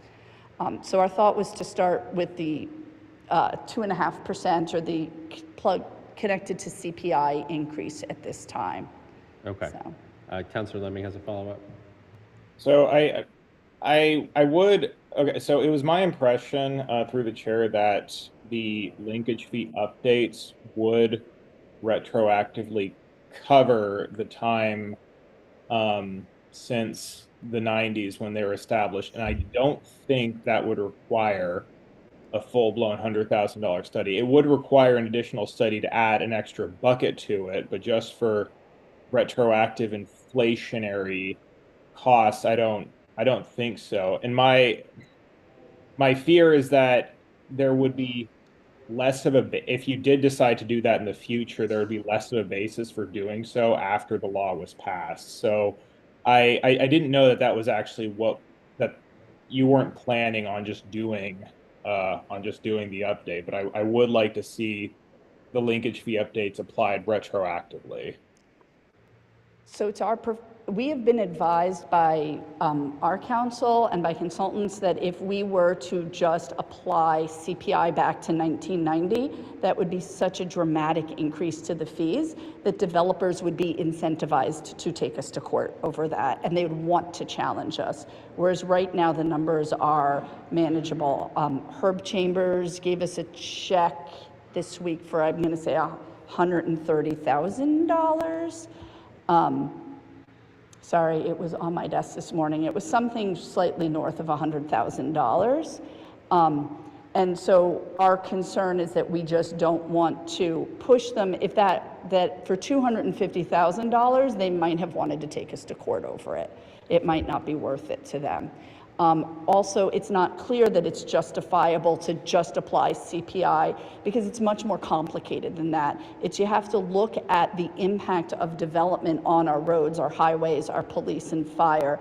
And you could say year over year, sure, 2%, but if you go back 35 years and say that it's just that percentage compounded annually is a lot harder. It's much more complicated than that. We'd want to look at the development potential at this time, the cost of development, the impacts on all of our, it's just not a linear straight thing like that. We also, we are doing the study to add affordable housing in. So the way that would work is that commercial developments that bring in new jobs would be subject to an affordable housing linkage fee to help increase the availability of affordable housing for developers who bring in, it would be based on the physical size because that's what's easy to measure, but it would be proportional to jobs they bring in. And that is a current common thing that is done throughout Massachusetts. And so in fact, that study is going on right now. And I think that's approximately a $75,000 study just to do that piece of it. Well, the base, I mean, just to follow up, the basis would be whatever study was originally conducted in 1990 to establish the linkage fees, and then everything from then would be an inflation index. So I mean, I would be interested in seeing whatever correspondence and counsel you received on this subject, because those linkage fees are about they're approximately 1/3 as valuable today as they were when they were first instituted. So we're already pretty severely underballing it compared to what we were when they were first instituted. So I guess this entire line of reasoning does surprise me, and I would be interested to know what you've been told and what you've been looking at specifically. All right, if there's an opportunity to do a phone call on that, I would recommend that, just because of the items that I just referenced. Yeah, all right. All right. I realize that might be difficult right now. Yeah, we'll work, Council, I mean. We can follow up on can that. contact you. And just to be clear, was Council KP Law? Yes. Okay. All right. Sorry to interrupt you. Yep. Continue. Okay. Was I hitting land use, zoning, special permits? Okay, and then I was going to move on to goals, a bunch of which I've actually mentioned, but we continue to implement the climate action and comprehensive plan. One of the things that we'd really like to get going is a forward-facing tracking system of that. It's just been a bandwidth issue. We are looking to update the open space and recreation plan. We're working on getting a grant to fund that work. We definitely want to do an inventory of parks and open space facilities and their condition. So something like that would be part of an open space plan, but we'd like to do something more comprehensive, and we'd like to do something earlier. Like, you can go onto our webpage right now, the city's parks page, and sort of see a list of the parks and what's there, but it's not a very current list. And we thought, and it could be much better laid out with like a graph and like a chart that shows you, what kinds of facilities and which playground parks to go to, and there could be a map that you could see where in the city these parks are. So that's something that we're very interested. We're hoping, we just brought on 4 graduate students from Tufts in addition to the one we already had for this coming year. And so we are hoping that this is going to be something we can get moving with this summer. Additional parks work, you may have seen the surveys on Tufts Park. We actually have a planning grant that we have to spend by June 30th. So we're kind of pushing full speed ahead with the Tufts Playground, but we have also applied jointly with engineering on a climate grant for Tufts Park that would basically build an underground storage tank for water that would infiltrate underground, that would help with flooding in the region. But in order to do that, you'd then have to reconstruct a lot of the stuff on top of it. So our office and engineering are working together. We're hopeful to get that grant. If we don't, we'll apply again. We'll look at other funding sources. Let's see, we'd love to see an affordable housing project constructed by a mission-based developer where the entire project is affordable housing. We've met with multiple affordable housing developers over the last several years. We've looked at some city parcels, we've talked about various ideas, but we need to come up with somebody who's ready to do, who sounds pretty good about ready to do something. There was something that was in the works on a private parcel, and then the funding fell through for that on the developer end, so it never reached the point of coming here. But we had submitted sort of some letters of support to see if we could move that one forward. That developer, people who lived immediately around it knew about it because he actually went door to door and talked to people about it, but then the funding fell through. The home rehab, getting the solar panels installed, implementing the wayfinding work. We are working on the Hegner Center along with the Mayor's Office and the Board of Health to make that a resiliency hub. So the intention would be that it would have after-school programming, recreation, and some offices for our social services. One of the things that OPO needs is a place where people can meet privately about their social service needs, and so a room or two would be set aside for that as well. And we would bring resiliency to it so that it would be useful in the event of a climate emergency. And we have a first grant of $850,000. It's an earmark from Representative Clark. It's one of the many reasons why we think she's wonderful. And we have applied for an additional $4 million. The $850,000 is really design and architecture on something of that scale. Working on expanding our citizen serve use. We were accepted into a Lead for Cities certification program. So basically, it's a cohort where we are getting advice, guidance, and support to get certified as a LEED certified city. And that's something that Brenda has been leading. We do need to start talking about a climate action plan update. It's kind of amazing how quickly these things get old.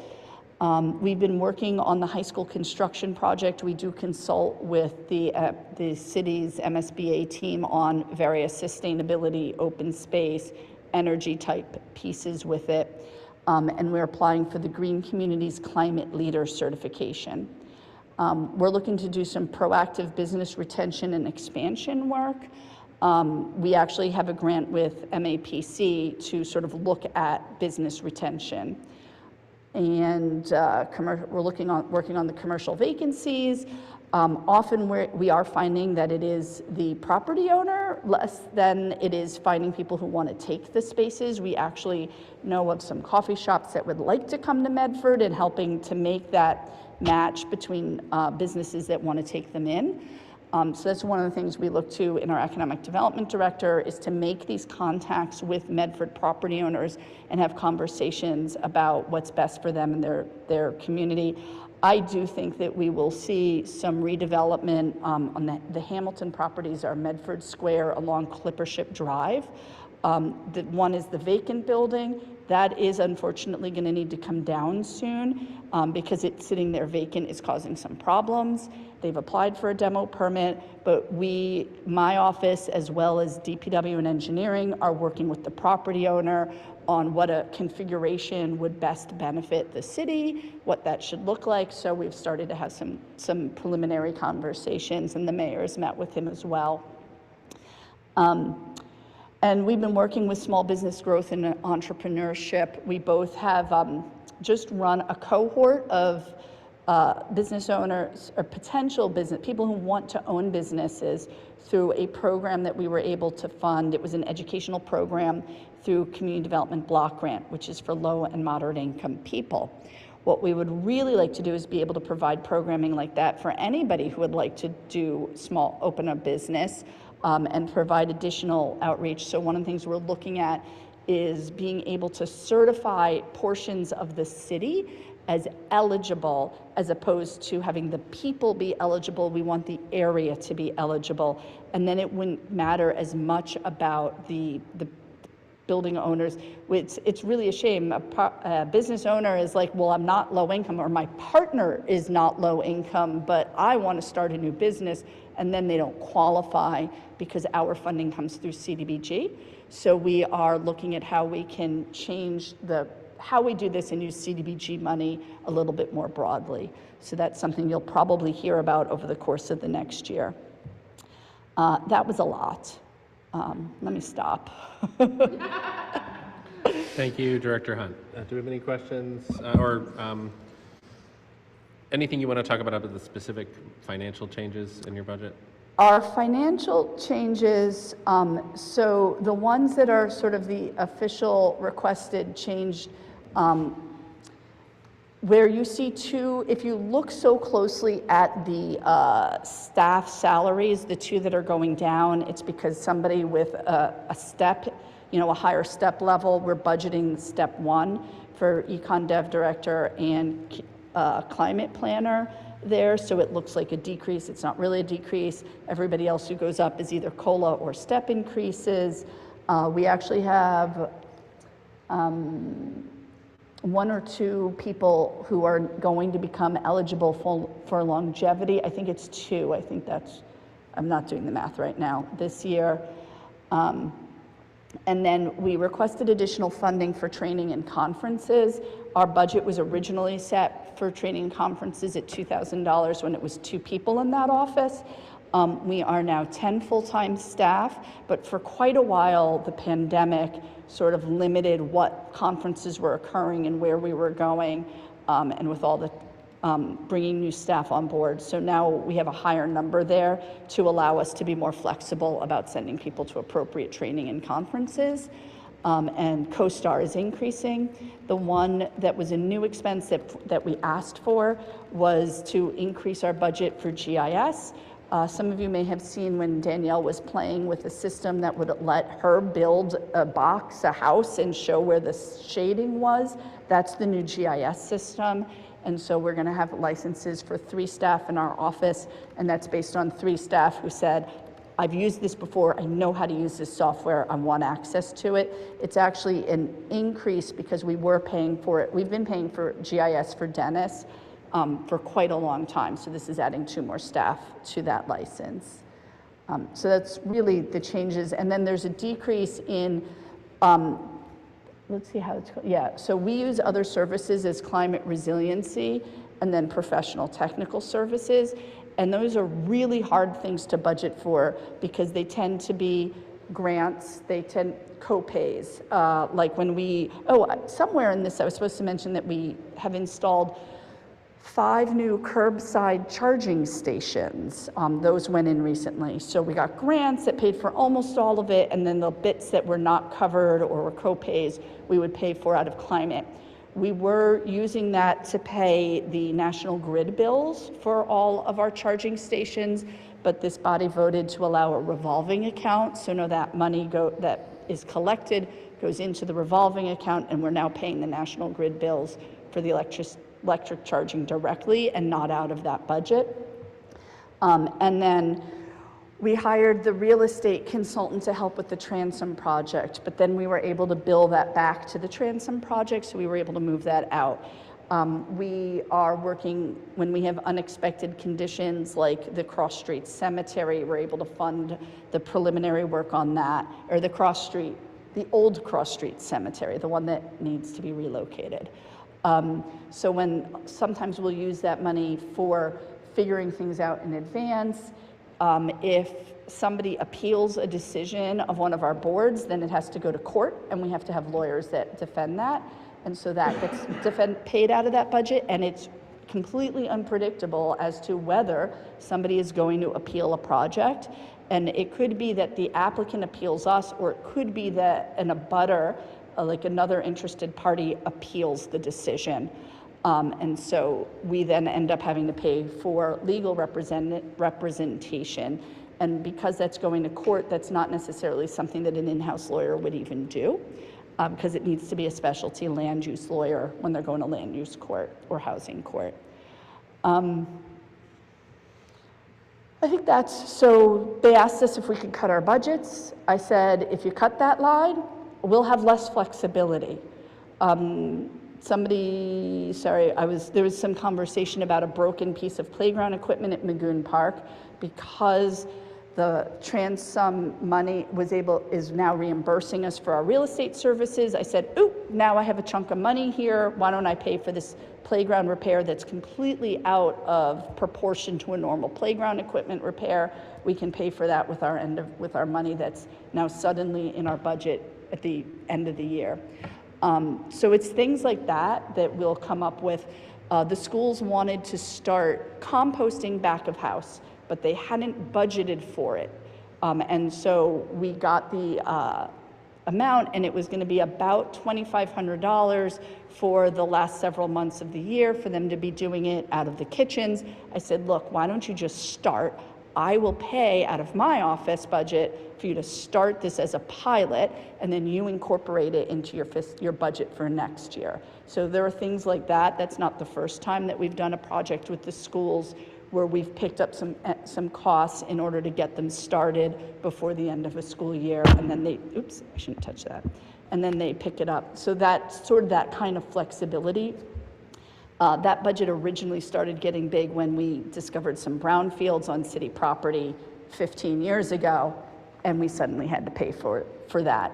Those are no longer an expense to us. In fact, our DEP line went down because we are closing out one of those. So we won't get charged an annual fee anymore. Sorry, is that clear? I'll take questions. Sure. Very quickly, brownfields, and I got you, your button's on. We've remediated them, so we're no longer being... So what happens is while the remediation is going on, you get a DEP assessment where we have to pay a fee. When you close it out and put an AUL on the parcel, then you don't have to pay it anymore. AUL meaning? Activity use limitation. Okay. So for example, the Riverbend Park, we discovered contamination. We had to pay while we were figuring it out, cleaning it up. In that case, we didn't clean it up. We put a labyrinth on top of it as a protective cap. But at that, we also filed an activity use limitation. Where that labyrinth is, you can't do stuff. You have to file reports and stuff to dig.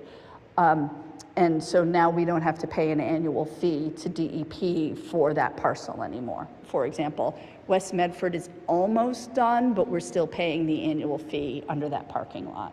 Got it. All right, Vice President Lazar. Thank you. I have 3 questions, and I'm going to go in order, starting from how you mentioned them. So the first one is from a long time ago. When you mentioned the building owners, commercial real estate owners, is there any kind of a role that you think the City Council might be able to play in helping to liaise with the owners? You know, you mentioned something falling apart. Maybe there's, I believe there are members of this body that are interested in trying to help cultivate, people who are wanting to keep their storefronts vacant because of some reason. Must be very frustrating for your office. Especially as you put work into, trying to facilitate things. Is there anything that we can do to help you? I think that what's interesting is that it tends to be people who have owned properties for a long time. Real estate investment firms are not, they get stuff done, right? They're not the kinds of firms. And so it is my impression that it's not legislative that this body could help, but potentially relationship-wise. Yeah. And so it could be that property owners might respect the fact that they're hearing from a city councilor as a person who has taken interest in the property, and that would be something that would be better.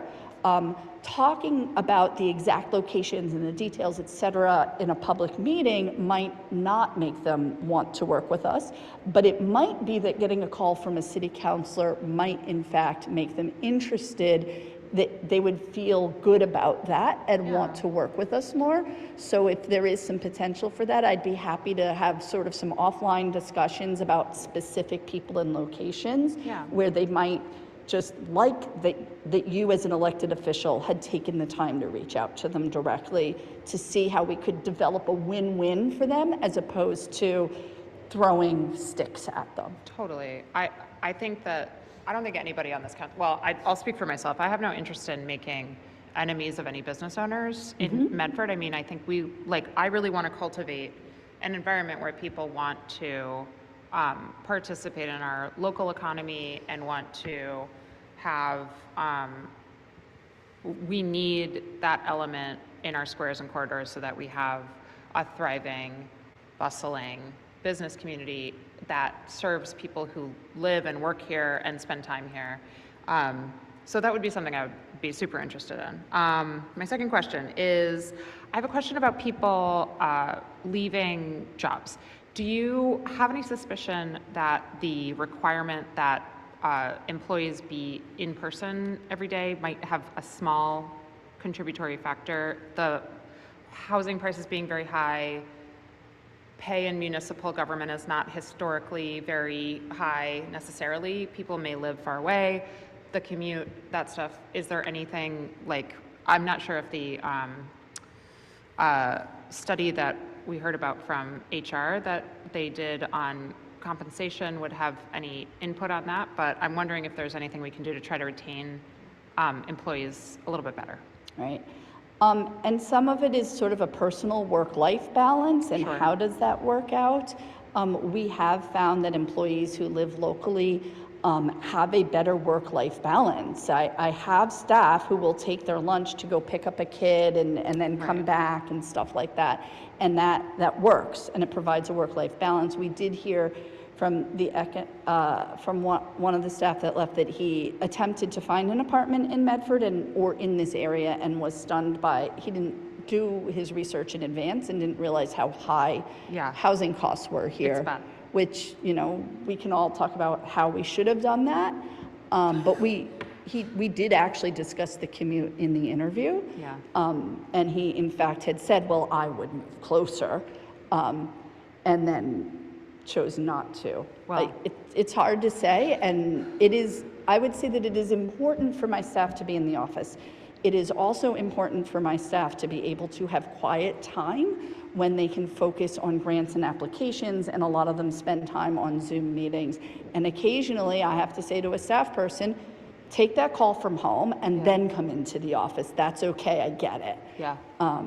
But if you live an hour plus away, it's not that easy to just do that. But everybody makes their own choices. We do not take where people live into account when we're hiring. No, I don't think that would make any sense. I guess there's a difficulty when there isn't a lot of flexibility and there isn't something that's correspondingly a great perk that would necessarily retain employees. And it does end up, I think what sometimes ends up happening is that you end up spending more of your time as the executive in the department instead of doing things like applying for more grants or doing more high-level stuff, like talking to more business owners, and like you're now hiring another economic development person, Right. and that I think ends up with it ends up not being fiscally responsible. It ends up being a frustrating thing for the department, and it's not like I'm not saying anything about you. It's just like it's just like economics. It's just how it works out. And we were very clear that we don't have remote work in the interview, so it wasn't a surprise after being hired. And the only thing that was suggested to me, it was half tongue-in-cheek, but not really, was maybe we should do our interviews at 9 a.m. in person so that they're subject to the rush hour commute and not the 10, 11 a.m. commute that is different. Yeah. So, Yeah, for sure. Just a thought. And okay, the third question I have is, you mentioned charging stations. I did want to mention, I have an electric car, and I sometimes try to charge it at this charging station behind City Hall. It does not work very well. First of all, what is like the lifetime sort of, how long are they supposed to work? How do they get reported if they're maybe not working? And where are the new ones? So if it's truly not working, we are supposed to get an alert. Okay. If it's not working. It went for like, 15 minutes instead of the hour and a half that I had it booked in? And definitely you can email us in my office. I Okay. think those charging stations actually say Enviro at Medford Oh, okay. as the contact. And we do communicate with ChargePoint and on maintenance on it. We have contracts and stuff. The electricity in this area behind the City Hall is not the best. And I suspect, we've actually been told that we literally couldn't add another one because the electricity couldn't handle it here. And frankly, my response to that is we're about to redevelop the whole thing. Well. We'll ask for, we'll have charging stations in the new parking garage, and it'll be new electricity, and we'll just deal with it then. Great. But all the schools have charging stations now, which people can use outside of school hours. The West Medford parking lot one is finally up and running. There's one up at Car Park. That one can be a little bit flaky. It's because of cell service. Oh, I used that yesterday. It was Okay. great. Great. Yeah. Sometimes the cell service at that location is a problem, and it actually communicates with ChargePoint via the cellular system. There's one at Tufts Park in their parking lot. Trying to think where the others are, and then the new ones are the playground that is closest to Whole Foods. I can't remember which one that is. I want to say like Cummings, thank you. And then that's on the street, and then Logan, Magoon, and the third one over there. Morrison. There's one, sorry. Amazing. President Bears knows all the He parts. knows all the parks. Morrison has one of the new street ones. And actually, I think is there one actually in front of Whole Foods as well on the street? No, I think we did it at the park instead. That was Yeah. the backup location. I'm not sure what the other one is. This is helpful, thank you. When you mentioned Magoon Park, you did say that you had in your budget money for that park repair, and you and I talked recently about who owns safety-related park repairs, and you clarified for me that DPW does. Yes. And I think that we could do better on communications about that on the website, and that is something that I would like to talk to DPW or IT about, but Rich already came and talked to us, so I can't do that anymore, but I'll talk to The DPW about it. website updates would be communications through the mayor's office. Communications with the mayor's office. Oh, well, maybe Tonight, we'll do that later. yes. Yeah, and actually, they're meeting either today or tomorrow, staff from my office and DPW. That repair is extremely complicated, very which is weird, why yes. my office is involved. Yes. Normally, we wouldn't get involved in a safety It repair. would really be purely DPW. And we do have a webpage on our Go Green site about electric vehicles, about the charging stations. It lists Okay. the 12 operational locations as well. Okay, So- great. I'll email you next time something isn't working, so you're welcome, and thank you. Yes. Thank you very much. Thank you for presenting this. Thank you. Any further questions for Director Hunt on the main planning department budget? Just two quick ones, Alicia, from me. There's a stipend reduction in your budget. Is that just a shift or? It's a shift. The Affordable Housing Trust stipend was in my budget. And sorry, Nina, the Affordable Housing Trust budget is not one that I received in email, but the stipends were being moved there. Sorry, the Affordable Housing Trust was the stipends were agreed upon. The budget didn't exist as a separate budget last year, so we just put the stipends in my budget, and we actually literally pay out all these different boards and commission stipends, all the ones you're gonna see out of, my staff manage that, but they have their own line items, or their own separate budgets, and Affordable Housing Trust did not, but we had talked about creating one. Do you have one? Thank you, President Bears, through you, to both Director Hunt and the council.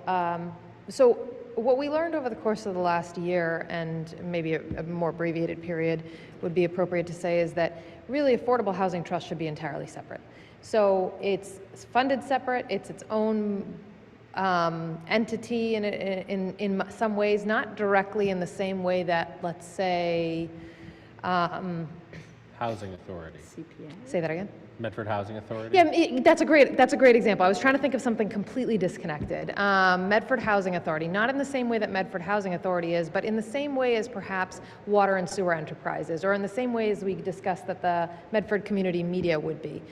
So we don't have a budget for them because we're just in the initial stages of kind of separating it out, and putting it in its own category, in its own bucket, but we can certainly do Long that. story short, stipends aren't going to be paid out of the Correct. general fund. Yep. Great. Right, okay, they're gonna be paid out of the trust. Thank you. And I'll get an, that's and I'll get an helpful. account number by June 30th. Actually, this budget's in here. They're in my budget for June 30th.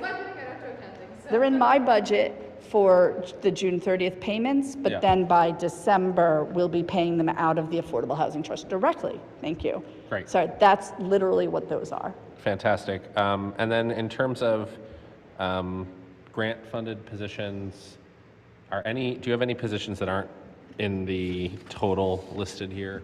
So All let's see the 15. way we're doing this. All of my positions, so if you notice that up above personnel, the personnel total is 722,000, but then full-time total is 1 million. The difference are the grants paying for CDBG manager, housing planner, So that's CPA. all 11? Yes. There's no positions that aren't in here at all? No positions that are not on here. And everything here is listed, even there's one that is fully funded through other sources, it's listed in this table? Yes. All right, because yes. with Mary Ann's budget, there were some positions that were, not in here because they're fully grant funded. So just trying to understand, it goes back to this thing at the beginning of the meeting where there's like the big third bucket that now Right. Affordable Housing Trust will be, and. I will just, for total transparency, the Electrify Medford pays some stipends to people who were hired through a process to go out and reach out in underrepresented communities. They are paid hourly based on the actual work they do, and the budget in that grant was 4 hours a week per person. They are doing much less than that. So we're probably paying out on the order of 4 hours a month per person on those from that grant. And then they're using the grant money for other work. And then our interns are covered in here, and big shout out to Tufts Federal Work Study that is paying a big chunk of our interns. Great. All right. Let's maybe do a bit of a speed run through the commissions. So Bicycle Commission. Bicycle has a small increase, and I'm just going to read their statement. After discussions with the police department, we believe that sending a member per year to become a League of American Cyclists safety instructor will be a good step in helping us better educate members of the police about bicycle safety best practices. The instruction and conference work will allow us to also gain input from other similar bodies at such things such as the National Bike Summit. The Commission will take every opportunity to reduce the travel costs associated with this, including staying with friends or family when possible, to keep lodging expenses as limited as possible. And it's a $700 increase. And they aren't here this year, but last year there was an issue where some grant money hadn't been going to the right account. Do you know if we've gotten that mostly worked out? Yeah, there was, and in fact, I think somebody was here in the past couple months accepting a $500 donation for the Yeah. Bike Commission, so we've been working through some of that as well. All right, great. Next, unless anyone has a question. Seeing none, Community Development Board, stipends are going up. What's up? So we have been saying for years that the community development stipends, so actually, if you don't mind if I did Board of Appeals and Community at the same time, Board of Appeals stipends are $1,500 a piece annually, and the Community Development Board has been $900 a year.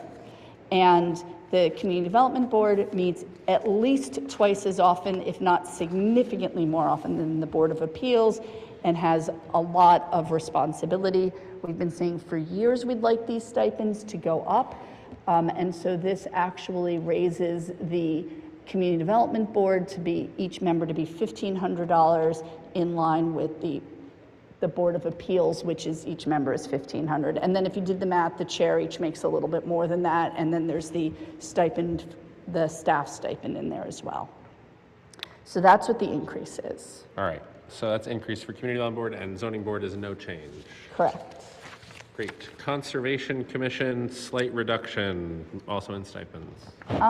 We did the math, and I'm not really clear why the stipend number was a little bit higher. The stipend number can be a little bit lower. I'm It was just unclear what check. happened. We did the math. All right. Any questions? Historical Commission, no change. Yes, Historic District Commission, no change. correct. And you're not doing Hormel, right? Nope. Okay. All right. Do we have any further questions for Director Hunt? Chief of Great. Staff? Just one minor correction. Sorry, Director Hunt. Just one minor correction on CDB.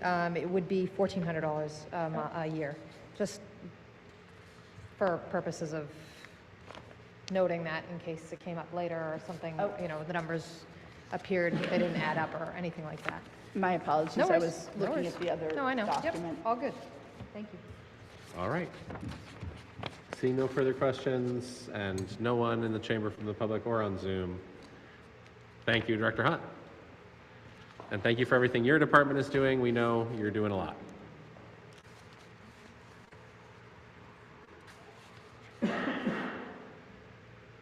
All right, I think that leaves 4 things that the Chief of Staff is covering. We have executive, Hormel, license, executive license, Hormel, and law.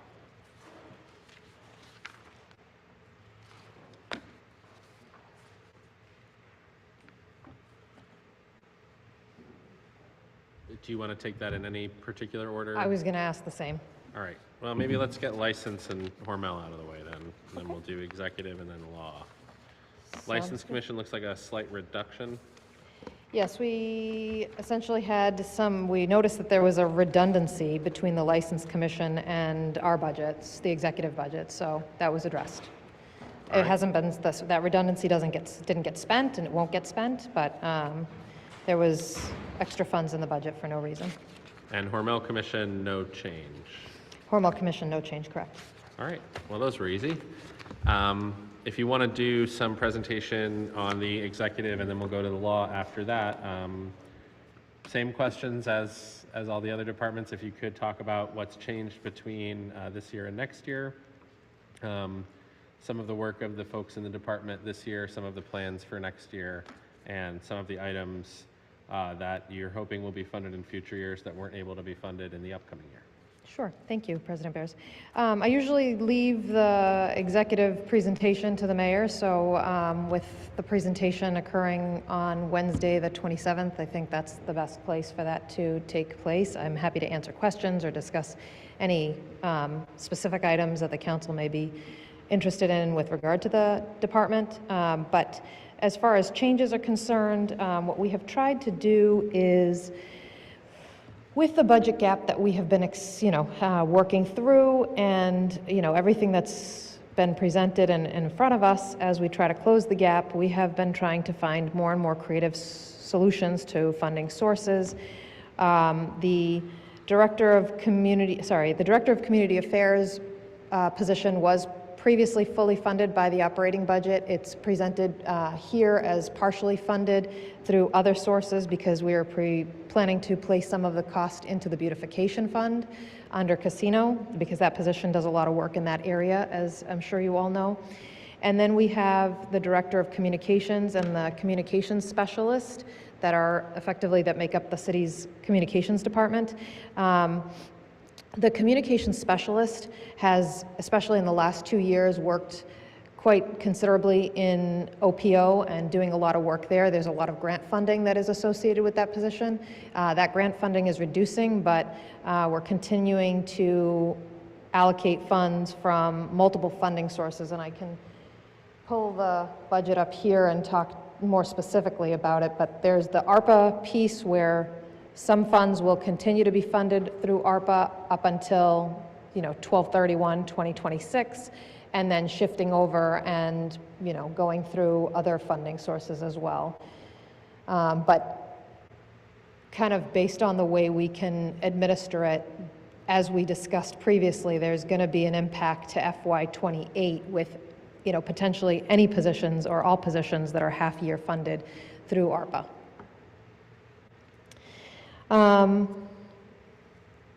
that, I think we're just talking about minor adjustments. We have, under professional services in particular, half year for the city website, because that's another item that was funded by ARPA, as well as Zoom licenses for the ARPA drop-off. That's generally all we have there. Otherwise, everything else is consistent with cost of living adjustments and steps. All right. Do we have any questions on the executive budget from members of the council? Should we put this on the agenda for next week as well, so the mayor can speak to it? It's up to the council. I don't know that the mayor, I mean, she's going to give a broad overview of all things, just in the same way that she provides a budget message. I don't know that she's going to be prepared to discuss this or have, so if there's specific questions you all have on this particular budget, I'm happy to answer them. Yes, and I think to that, it looks like the lights are popping up. So I will recognize some other folks in a minute. So the mayor will join us next Wednesday. Is the mayor also planning to join us on the 9th? At this point, I'm not aware, one way or another. Okay. I think the plan was to present the budget on the 27th, and then I'm not sure what the plan is for the 9th at this point in time, Okay. but All right. I'll recognize, I think we won't have a full budget on the 27th is the only reason I ask, so I don't know if the mayor would want to speak to the full budget on the 9th as well. If she wants to come on the 27th to start or have more of a conversation and then do something on the 9th as the presentation at a regular meeting, I do think people will be paying attention on the 9th because we will have had the budget book out. You guys will do the press release, so I just want to make sure. I mean, the 27th certainly gives us more time and flexibility in this setting, in a committee setting, versus not having a ton of other stuff on the agenda. So it's great if she can join us for that dialogue. But I also want to make sure that when the full budget is presented, that there's if you're going to present that, if that's a decision of the administration, let us know. But just my kind of thoughts at this point. Okay. If you want to respond, and then I'll go to Councilors Callahan and Lazaro. Okay, I'll go to Vice President Lazaro. Thank you. I think I might have missed this. The Medford Arts Council can you explain why the Medford Arts Council hasn't had any actual expenditures yet? yes, thank you. So it's more of a entry, is my understanding. It happens kind of on an accounting basis, and to the best of my knowledge, basically funds just need to be moved from this budget to another place.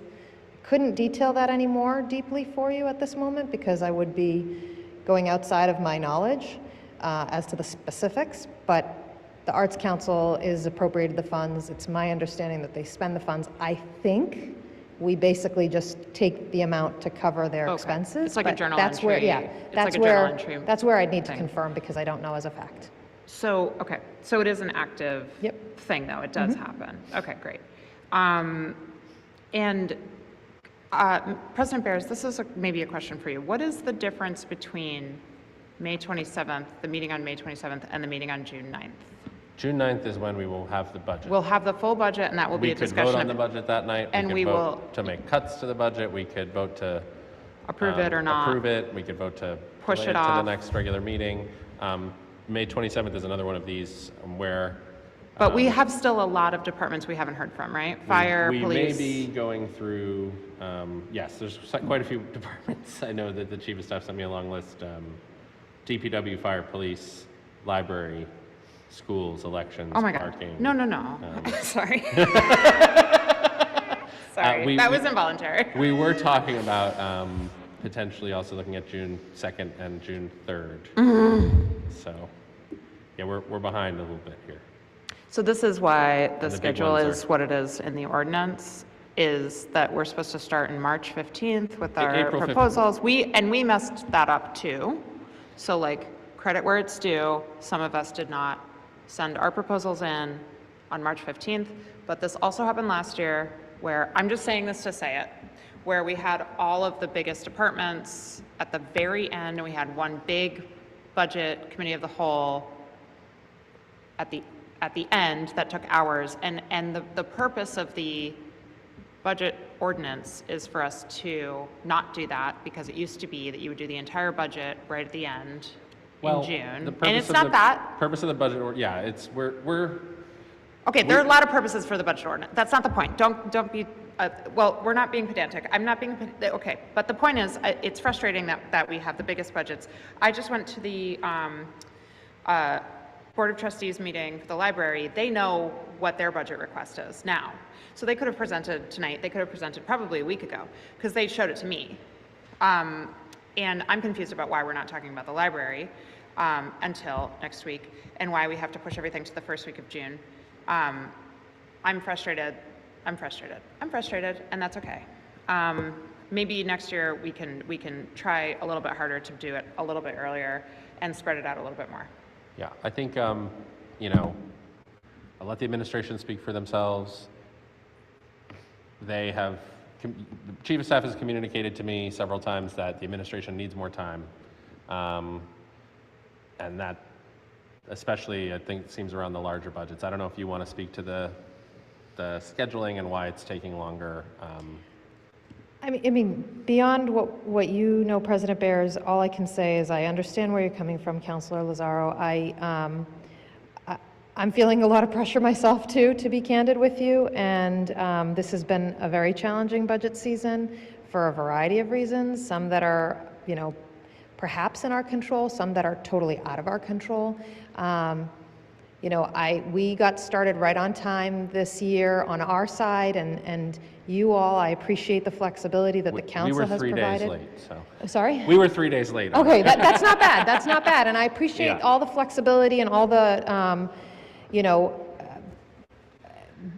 I feel like the scheduling and the budget process and working with the council has been very fluid, and I've appreciated the support of you, President Bears, and the work that we've been doing to try to get things scheduled and the understanding. But I feel some of the pain as well. I can't say I necessarily feel all the pain, because I'm not in your chairs, and I don't necessarily have to absorb the information at the level you're absorbing them. So I do empathize with you all on that. You know, it's really hard when you have large gaps. Trying to address some of those largest gaps, you address them along the way with the budgets that you have to keep the process flowing. You know, I think it would have been much worse to say we can't start with any hearings until we've got it all figured out. So we've kept it rolling, and that's the only way it's possible at this point, considering the budget gap. So. All right, thank you. Councilor Callahan, you good, or you want to go? You don't want to go. All right. Councilor Singh. Thanks. Just slightly going back to the Arts Council, residents have been reaching out to me for the last few months, just basically saying, I guess there are two things that they've been asking for the city. The first thing is just the money to the Medford's Arts Council. Yeah, I think year after year we've put $60,000 in that line item, and they also get a $36,000 annual grant from the Massachusetts Cultural Council. But despite all of that funding, about $125,000 in proposals from local artists go unfunded still, and they've been asking for us to explore an increase to the line item for the budget. I know budgetary constraints are real, but you know, it's an opportunity for us to invest in our local economy with small dollars. I'm curious what work we've done to kind of evaluate increasing that line item. Also, like looking at potential grant opportunities out there for local arts, and helping at least communicate to Medford Arts Council what those grant opportunities are. And I think the other bucket that folks have been asking is that years ago, this was before you and I had been here, there was a cultural affairs staff member to help local artists navigate and promote the arts and humanities scene, especially those in regards to municipal properties, permits, working through city departments. I'm curious, has there been any thought to put into reestablishing that position, or if not, then identifying staff members who are doing that work? Thank you, Councillor Singh. I think you may all know, but the mayor is, huge arts person. So I'm going to punt this question over to her. I will make her aware of the question and ask if she can specifically address it when she's here. I can tell you that largely I get the focus on some of our more technical departments, and I certainly enjoy that on my end, but I am not the arts person, so I'm not prepared to answer the question with any material insight at this point. Sure. All right, thank you, Councillor Singh. Specifically on the executive budget, is all of the city's Zoom funded through the executive budget? Yes, President Bears. Great. That was my only specific questions. Well, the translations line is just, Well, if I can correct myself, there may be certain departments that I don't, schools probably not. sure, just city side, yeah. I don't think other departments have any, but my instincts are telling me there may be one department that has a separate account, Okay, but I'm not pinning that right now. okay. And the translation, is that coming into the general fund because it was previously ARPA funded? Yes, I apologize for missing that. I wanted to highlight that because I know the council has expressed the importance of that, and historically it was essentially ARPA funded, but now we have it placed in the DEI budget as well as placed it back into the executive budget where it was at one point as well. All right. Great. Any more questions specifically on the executive budget line items? Okay. See none. Got the law department. This should be a fun one. For who, President Bears? For who? Well, maybe not for you. Maybe not for any of us, really. I think. Perhaps. Yeah, this is obviously an ongoing area of disagreement and concern. So I will recognize you. Same questions if you want to talk about the changes between fiscal 26 and fiscal 27, any of the work over the past year, goals for next year, and items not funded this year or this upcoming year that we hope to be funded in future years. Sure. So not really any material changes in permanent employees. As far as personnel in general, it's fairly flatlined. The professional services legal line, which is the contracted line where we pay for the retainer for KP Law, is increasing as it has historically each year. Then we have some minor adjustments to the budget where we don't believe we need the funding. For instance, publications is going down, but it's widely accepted that the material's available online and can be researched online as opposed to having printed documents. I've had conversations with staff to make sure we're not interrupting, a library system, so that, if you don't get a copy of something, that you've totally missed something entirely. And in going through that process, I believe we're on the right track to go more digital as opposed to having things that cost and collect dust on a shelf when they are typically researched online. And beyond that, everything else is flat. I don't have any other specific comments, but I'm happy to answer any questions, and I can tell you that Between the work that the council has done, between the work that the city has done over the course of the last year, we have made very good use of the city retainer.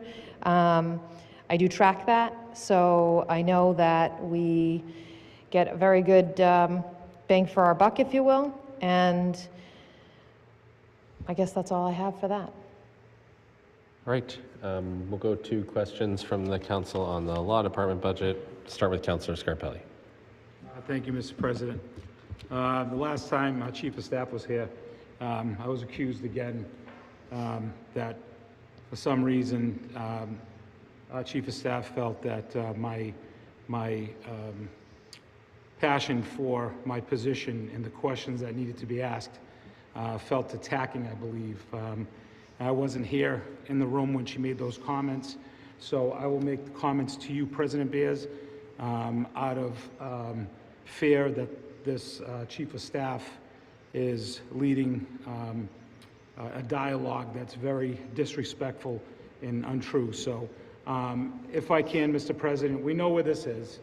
I'm going to make it very simple. We've asked for a FOIA request. We were informed that the city asked for a 30-day extension because it is so extensive of what we're asking for. That will get us beyond the budget season, which is disappointing to me. What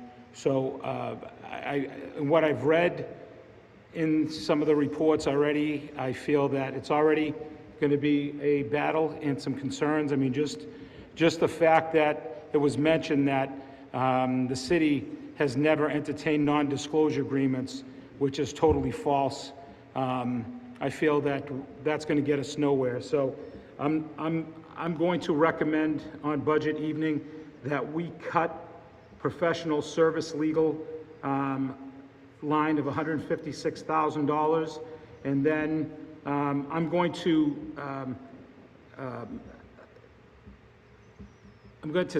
end the suffering, and I'm going to ask to cut the line for the position of solicitor of $144,957.80, and that'll save the city $300,957.80, Mr. President.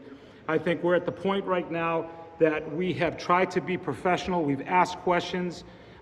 We were given the dog and pony ride, and it was to a point where we as a council had to ask for our own information through a FOIA request. And I think that I've come to a realization that we're never going to get a city solicitor. It's not going to happen.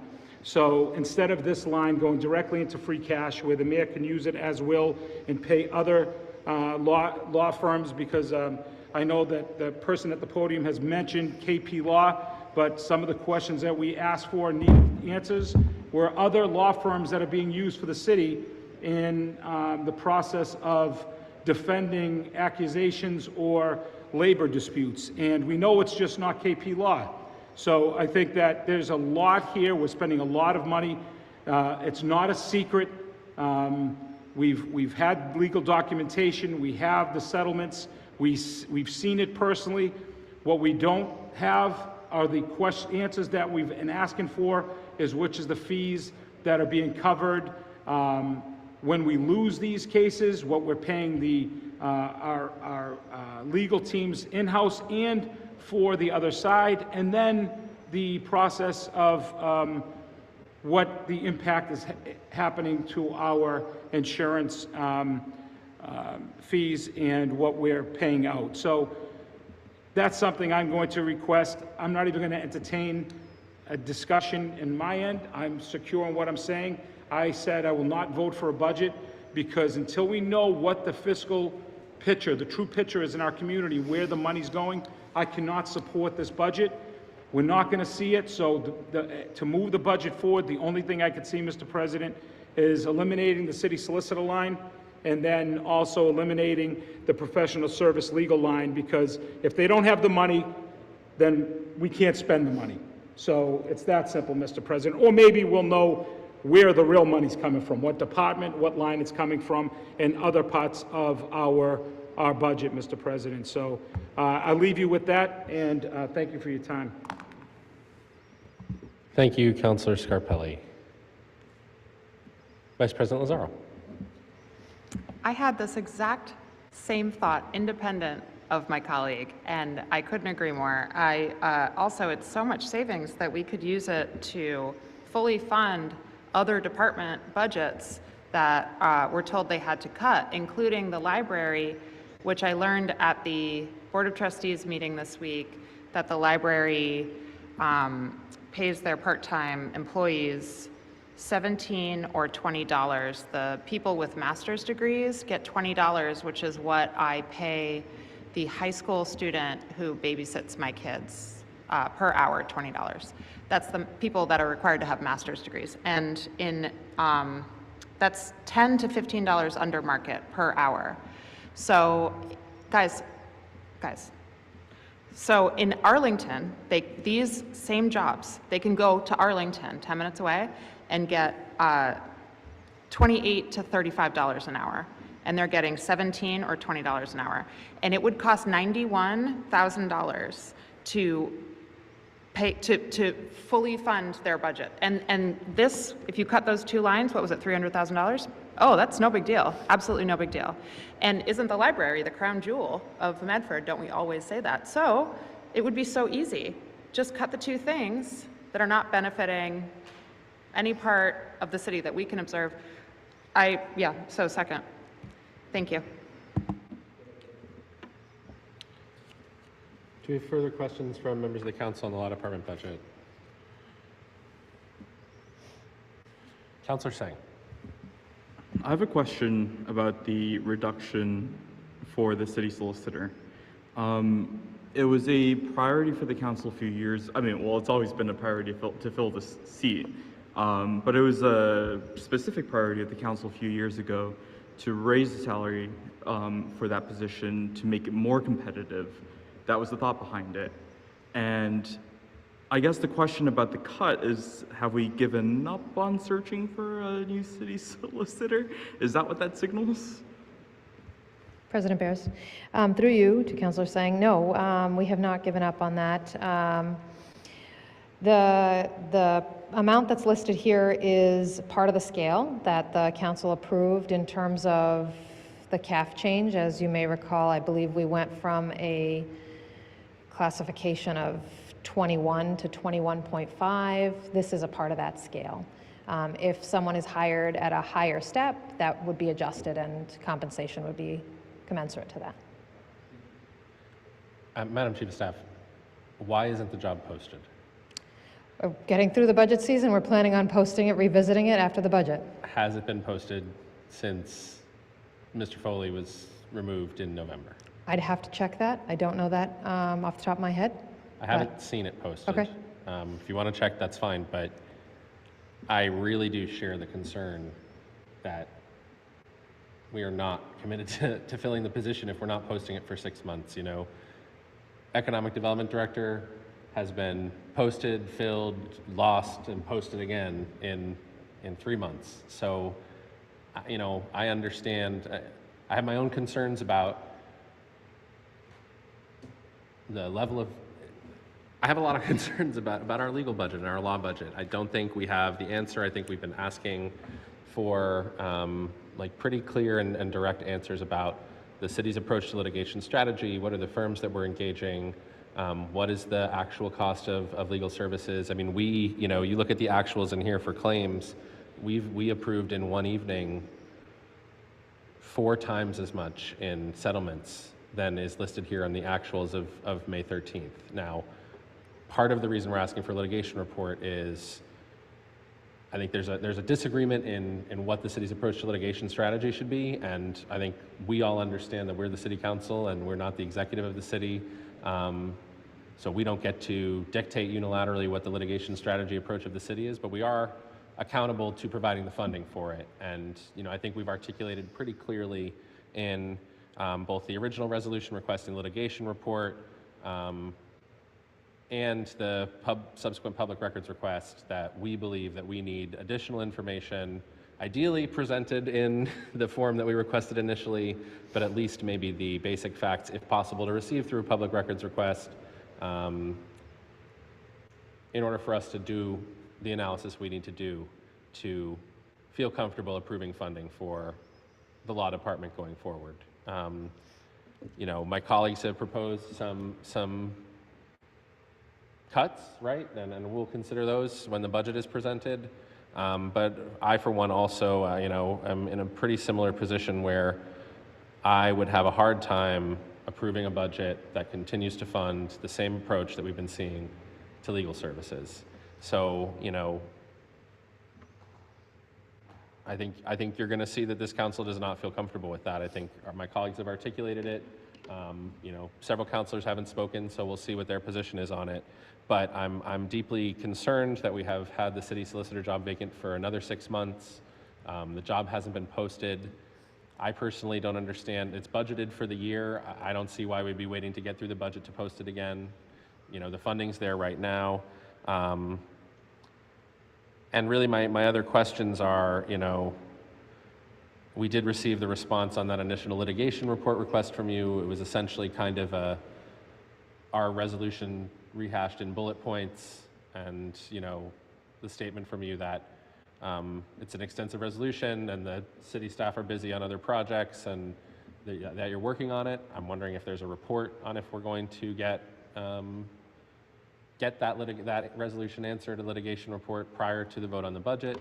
As Councillor Scarpelli noted, the public records request is extended for 30 days, so it's unlikely that we'll receive that information to do our own analysis. And I think the thing we all would prefer not to be in the position of is having these cuts, such as those proposed, be what's in the budget, and then having to come back and do some sort of supplemental appropriation for legal services after the start of the fiscal year, once we have that information. So that's my general question. Do you have an update on when we're going to receive the answers in the resolution we requested? And kind of a more specific question, you know, there have been a lot of large settlements, either a few approved by this council, some that we've been told to expect to be submitted to the council. Do you have the total for those for the fiscal year, or any of those expected to go over into fiscal 27? And are those coming out of lines 5761 and 5762?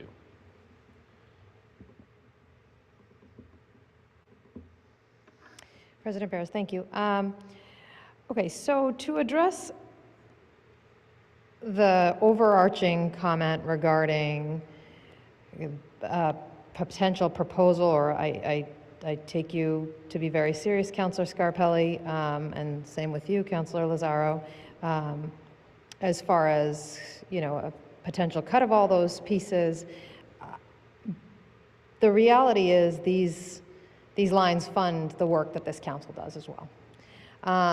And I can go into depth about that. So I think that would be pretty problematic for a variety of reasons. Again, happy to go into that, but I can appreciate that there's a significant divide on how the council views the way that, I don't know the exact terms you used, President Bears, but I can appreciate that you all feel that there's a significant divide with how this is managed and this is handled. I feel confident with the way that it's handled and managed, candidly.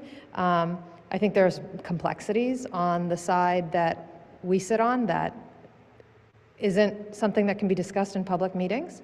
I think when we've reached out to have conversations on public meetings, there have been newspaper articles that suggest something very off the beaten path as to what's actually even happened in historically. So that's a very deep and large concern of mine. I also can say that, you know, publicly there's been discussions about, you know, confidential information being released, and that's a deep concern of mine. I am not sure exactly how to communicate confidential information moving forward to the council, although I may have an idea from a meeting that I had today. But, you know, overarchingly, I think it's incredibly problematic if we get into a situation where we don't have legal support. And there's a lot that's provided through the resources that we have, through the funds that we've used, and we've done an analysis historically. Some counselors weren't present for that analysis in historical budgets, but we had contacted a number of different communities, and we had done an analysis of how much the city spent versus how much is spent in other communities. And the number that we were using was an all-in number. It wasn't a number that was just the retainer. It was an all-in number. You know, we could go through a similar analysis and we could provide similar data, updating it to this year if that would be helpful. The reality is that there are significant complexities to the city's work towards ensuring there's accountability, and the culture from the history changes in terms of what's expected of people. There's the vast number of employees that we have are doing an excellent job coming into work, trying their hardest, but unfortunately we do have circumstances historically, and I can't speak to them specifically here in public on the council meeting floor, but we do have circumstances where employees have taken advantage of the city, and the city has to draw a line in the sand on those things. Also, you know, President Bears, you referenced that there was settlements that were approved in May. I don't know if you said May 13th. I don't remember the date specifically, but that... Right, the actuals are as of May 13th. I think they were approved April 28th. So Thank you. You know, it was over $300,000. Sure. The total actuals here we're seeing is $83,000. Sure. So One of those items was over $200,000. It was for Cardillo and Sons, and it was, I believe, stated at the time that that would be coming through available other available resources. So that explains that very clearly and easily. So there's a lot in this picture. As far as the public records request is concerned, you know, I've never, candidly, been ever in my years, in my almost 20 years in government, ever been overwhelmed by a public records request. And the City Council's public records request is, quite frankly, overwhelming. When we received that request, we had no other conclusion but to conclude that the resolution, the council doesn't wish to continue on the resolution, that you wish to continue with a public records request. Okay. Doing both is virtually impossible. Madam Chief of Staff. Yes, I'm just going to stop there. I'm just going to pause you right there. I don't think we ever communicated that we don't want to continue with the request. It's been months. The only thing we've received back on the request is bullet points of what we sent you, with no timeline for understanding the answers. I just want to be really clear. I think you've heard from my fellow councilors. You know, you're right. You know, the mayor is the chief executive of the city and is able to pursue her preferences as to litigation strategy up to a point, which is the point at which the city council needs to approve appropriations. And the council has stated that we're not going to approve appropriations for the law department until we have the answers to the questions that we've asked, which, you know, you talk about complexities. I think it's very simple. We're losing almost every case or settling almost every case that's being pursued by the administration. And the numbers, you know, are not showing up in the actual line items that we're seeing here. Now, I don't know if that means that are things being appealed, and so settlements that have been, you know, or cases that have determinations have been made against us, we're choosing not to pay them out. It just doesn't seem to me that it's a responsible course of action for us to continue funding an approach where we're losing almost all the time, and we're not sure when and if the money's going to be appropriated or when we're going to be asked to appropriate the money. And we've had almost no voice in the process of making the decisions that have resulted in us losing case after case after case against our own employees. And I don't think that the argument that I completely agree that there needs to be accountability for employees if they do something wrong. But I also think there needs to be accountability for the administration if it's pursuing legal cases or labor disputes or grievances that we end up losing and paying out hundreds of thousands of dollars to employees who an independent third party or a court has determined actually didn't do anything wrong. And we're seeing that that number is piling up. So I understand what you're saying, but I don't think it's about complexities. I think it's pretty simple. At a certain point, the city council approves appropriations. We've made it very clear that we have a bunch of questions about the litigation strategy and the liability to the city. and the approach of the administration, and that we don't feel comfortable funding the current approach until we have answers to those questions. We've asked through a resolution. We've now asked through a public records request. We've now been told that our public records request negated our resolution. If you want to provide the original report, which we asked for now 3+ months ago, I think we're welcome to that, but we're coming down to the line here. President Bears, if I may. I guess it would be very helpful for me if this council could provide some clear direction on the public records request versus the resolution, because if the council would like the resolution to be fulfilled, then we can put our energy into that. Where it currently stands, I have to put, if the resolution is still on the table, which I'm hearing from you, President Bears, that the resolution is still on the table, I cannot allocate time to that, considering the amount of work that I'm going to need to direct with our law department to take on the public records request, which will overwhelm the city's staff. Less so myself, but the city's staff as a whole. The office manager in the law department will be overwhelmed with that work for the foreseeable future. So if this council would like to provide some clear direction to us, that would be helpful, because there is zero doubt in my mind I will not have time to address the council's resolution, because I'm statutorily required to address the public records request with certain and strict timelines under the public records law. I'm going to recognize Vice President Lazaro in a second. I think my guidance is, if that much work is going to go into the public records request, if you were to put that work into the resolution, and we were to receive the resolution before the time frame, the response to the resolution before the time frame, I'm sure that we would consider not completing the request. But the only reason we filed the public records request is that we have received no timeline, and really, I think, going back to some of the other things you've said, there's a deep loss of trust, both between the council and the administration, and between this city council and the outside legal counsel, that our requests will be fulfilled, or fulfilled with the intent that we've requested them to be fulfilled. So we put forward the public records request. I personally can't say either way.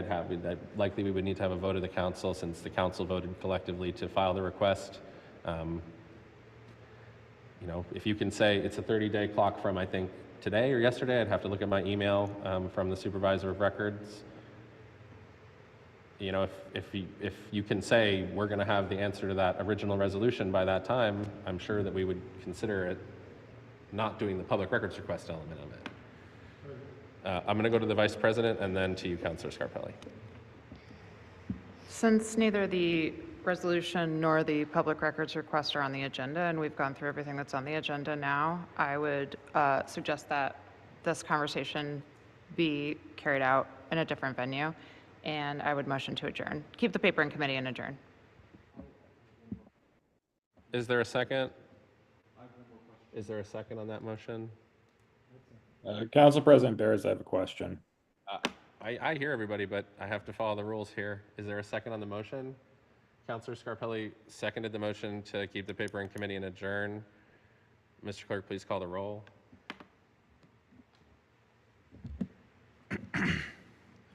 Councilor Callahan.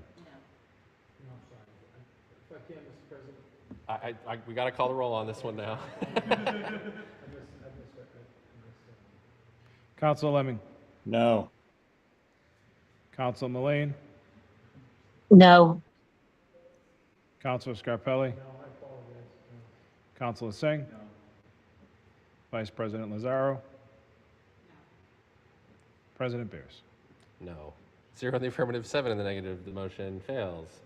I will recognize Councilor Scarpelli, then Councilor Lemming. Councilor Scarpelli. If I can, Mr. President, I can appreciate your effort trying to get this through, but there are things that we've already seen in the reply and what we've asked for in the FOIA that we know is not true, because we have done our homework. The idea that there is no non-disclosure agreements, that doesn't happen in the city, is false.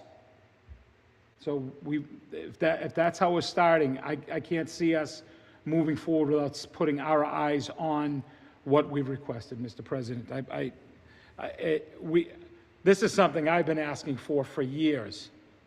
Not just a couple of months, this is for years. I've been asking for a detailed breakdown.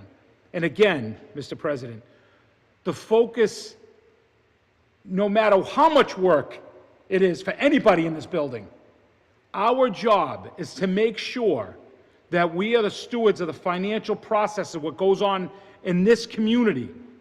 And we see what's going on. It's not a secret anymore.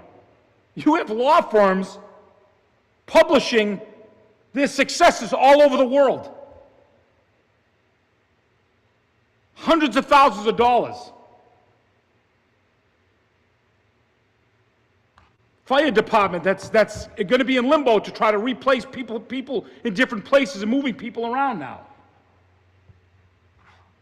So, Mr. President, I don't want to be emotional. I think I don't want to scare anybody off. I think that I'm trying to intimidate anybody. But I will be honest with you. I'm tired and I'm done with this. We need to see where we are. If we had a city solicitor, Mr. President, it's funny. Because the former city solicitor, do you know what he was doing in his new job? He's in charge of creating the whole process of FOIA requests in the new community he's in. And that's what his job is. That's one of their roles as a city solicitor. We wouldn't have to worry about city staff that has no clue what they're doing, focusing on trying to get what we're asking for. Because the legal mind in your community is the person sitting there and figuring this out for you. So I apologize for my frustration, but we know we're not going to get a city solicitor. We know that money can be placed somewhere and save a job, possibly teacher, police, fire, DPW, wherever it may be. We know that whatever money is going into the KP line is being lost and being thrown away. Enough. We have to hold people accountable in this building. That's our job, right? So I appreciate what you're trying to do. You know what? Again, if I give you another compliment, we're going to have something, we're going to have an administrator go public all over social media tomorrow that I'm now not only a campaign manager, but I'm also donating right in front of you. I'm writing you a big check. But I'm telling you, this isn't the place. It's getting tiresome. It's getting old. We're bleeding finances, and we have to know where. And right now, without answers, I'm sorry, Mr. President, I don't care what they give me until I see it, and then have people that I respect in my circle that can look at those documents, that can say, yes, George, because I can't. People in other communities, legal minds in other communities, have called me and watch us on Verizon or Comcast, and like, this is serious. This wasn't this is seriously happening. Yeah, this is serious. And when you have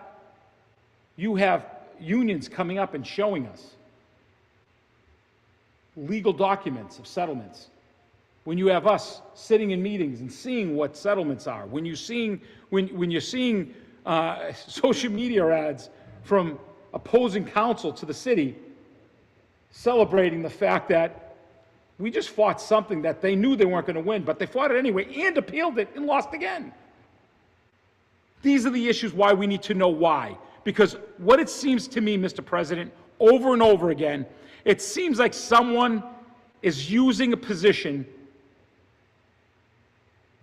of payback. It seems like it's personal. It seems like people are being attacked in this community that came from certain regimes that some people didn't respect. And it's sad because you're really hurting good people. The people that are being hurt right now are hardworking men and women that work for our community for years. So again, I think that I've made my case. I think that $300,000, I've thrown the white towel. I give up. What I can't control is voting down a number in the budget.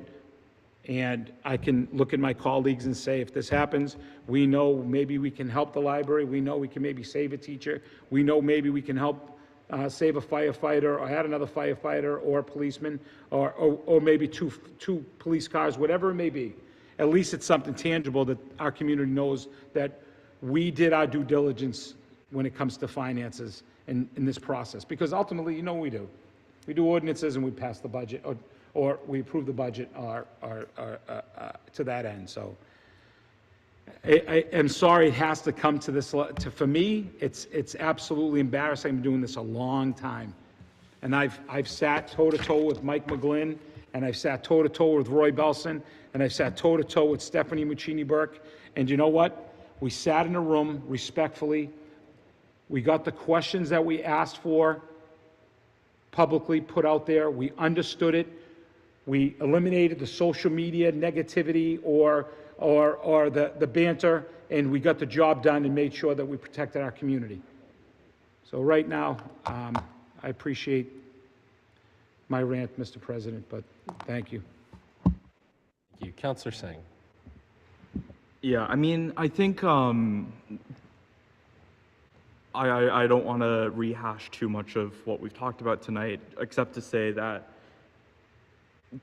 getting transparency about the things that we've asked for time and time again, I think would really help build more trust in the process.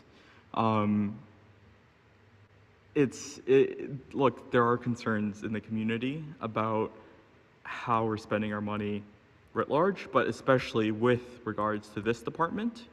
And even though, yes, it's a big FOIA request, but that's the nature of transparency. That's exactly what FOIA is for. It's for us to learn more about what we're doing as a city, to scrutinize that and to help us do our jobs with regards to that too.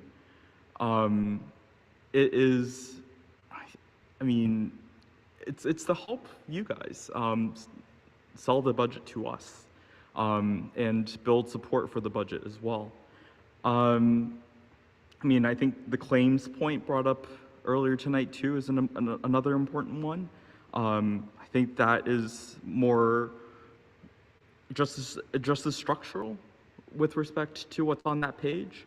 But you know, putting aside the claims and the FOIA requests, I am curious.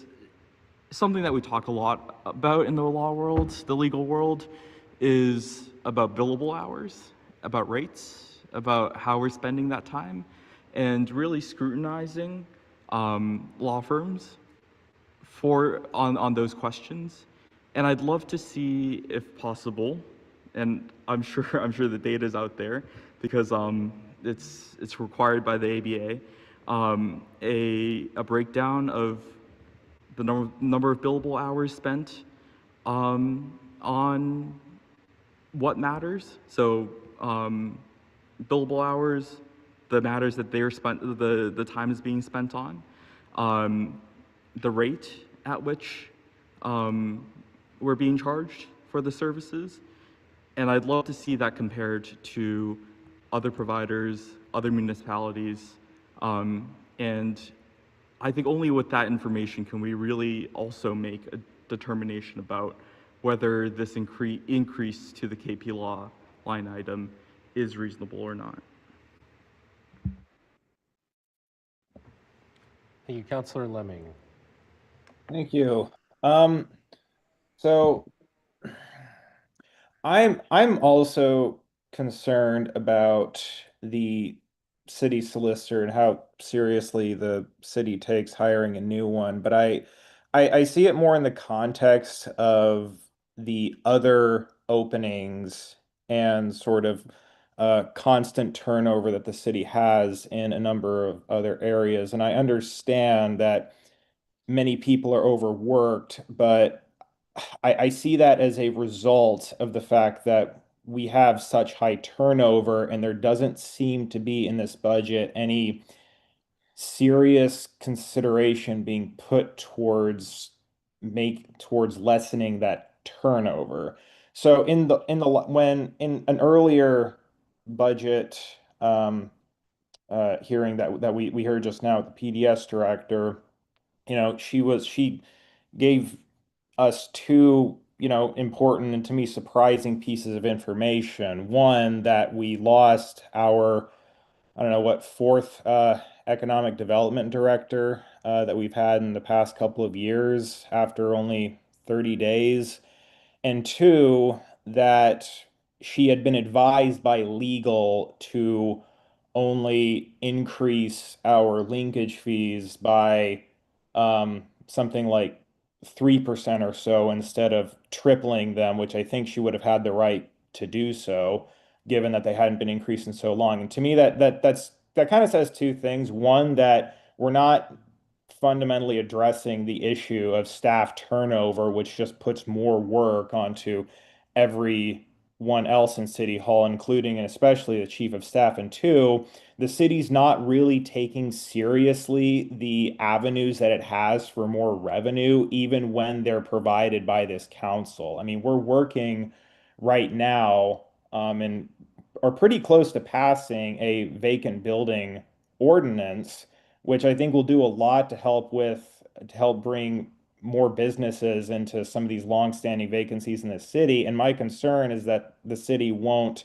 actually exercise that, and get more revenue into the city to begin with. So, we say we want a city solicitor, but we're cutting the salary by $8,000, and we haven't actually advertised for it so far. We want to keep our elections manager, but we're getting emails from the HR director saying that our effort to increase it by an additional CAF level is too excessive. And we lost our building commissioner. We've cycled through many other department heads, and I'd be interested in hearing about and receiving some sort of a report on how many other positions within the city that are, below the department head level we are consistently cycling through, which just means that staff members are constantly trying to hire new positions and train new people who then just leave the city in a very short period of time. And yeah, I think the frustrating thing to me, it's not just that we don't have a city solicitor. That's been the most high profile of these positions, but it's just that there is a systematic problem of high turnover in the city that I haven't seen a serious attempt to quell in the past couple of years. And I think that if that were focused on, it would take the burden off of a lot of the other staff who are just trying to work days, weekend, and nights just to keep up with the workload. Um, so yeah, that's what I have to say. I think it's a budgetary issue. I also think it has to do with with some of the policies that the city has around staff benefits, work from home for lower level employees, vacation time, et cetera, but culture in City Hall. But it is something that we need to address, and it is a big part of the reason that we're not able to fulfill a lot of these work requests that the council would like to see. Thank you, Councillor Lemming. And to be honest, I think what both you and Councillor Scarpelli and maybe some of my other colleagues have somewhat danced around or spoken to specific elements of it, more and more when I speak with city employees, and I am reluctant to do so, to say what I'm about to say, I persistently and consistently am described a situation where there is a culture of fear to speak out, to have an idea, and in general, fear that they will be punished or silenced. And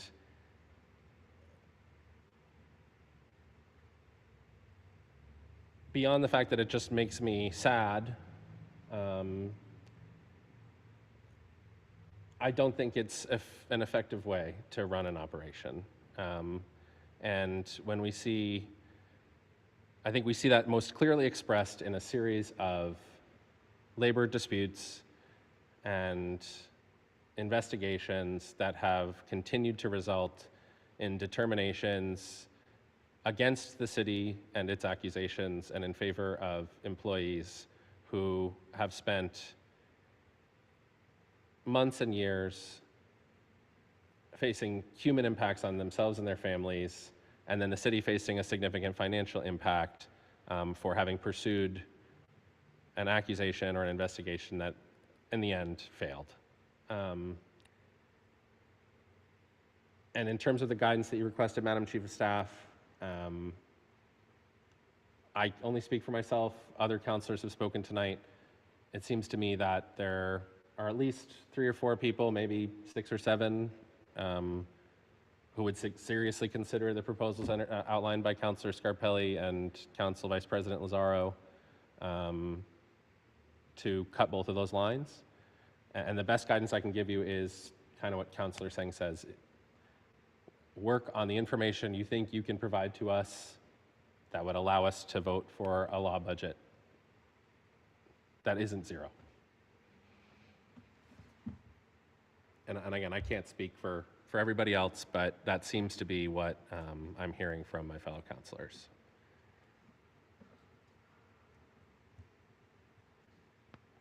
Councilor Callahan. Motion to keep the paper in committee and adjourn. On the motion to keep the paper in committee and adjourn by Councilor Callahan, seconded by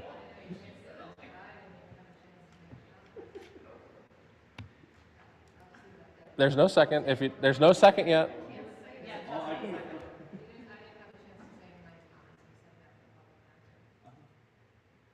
Do you want to withdraw the motion or? He's withdrawing a second. All right. Are you withdrawing the motion? There's no second. I'll allow you to respond. Thank you, President Bears, Councilor Callahan, Councilor Singh. I took a lot of notes. There was a lot said. I can't possibly comment on everything, nor would you want me to. But I think it's important to, I'm just going to go in whatever order I can come up with here. Maybe I'm going backwards. I'm not really sure, to be honest. I think you can all appreciate that it's incredibly tough for me to stand here before you and answer questions as to accountability and why the city has taken the approaches that we've taken. But I can tell you that when we discuss these matters, we put all of our heads together, and we don't always have the same thought when we're discussing these. They're discussions that we have that we go into depth on, and we determine what's best for the city, what's best ultimately, what's, you know, what's the end goal, what's, you know, is the fight worth fighting, candidly. You know, there's all sorts of things, but I can't stand here and give you examples.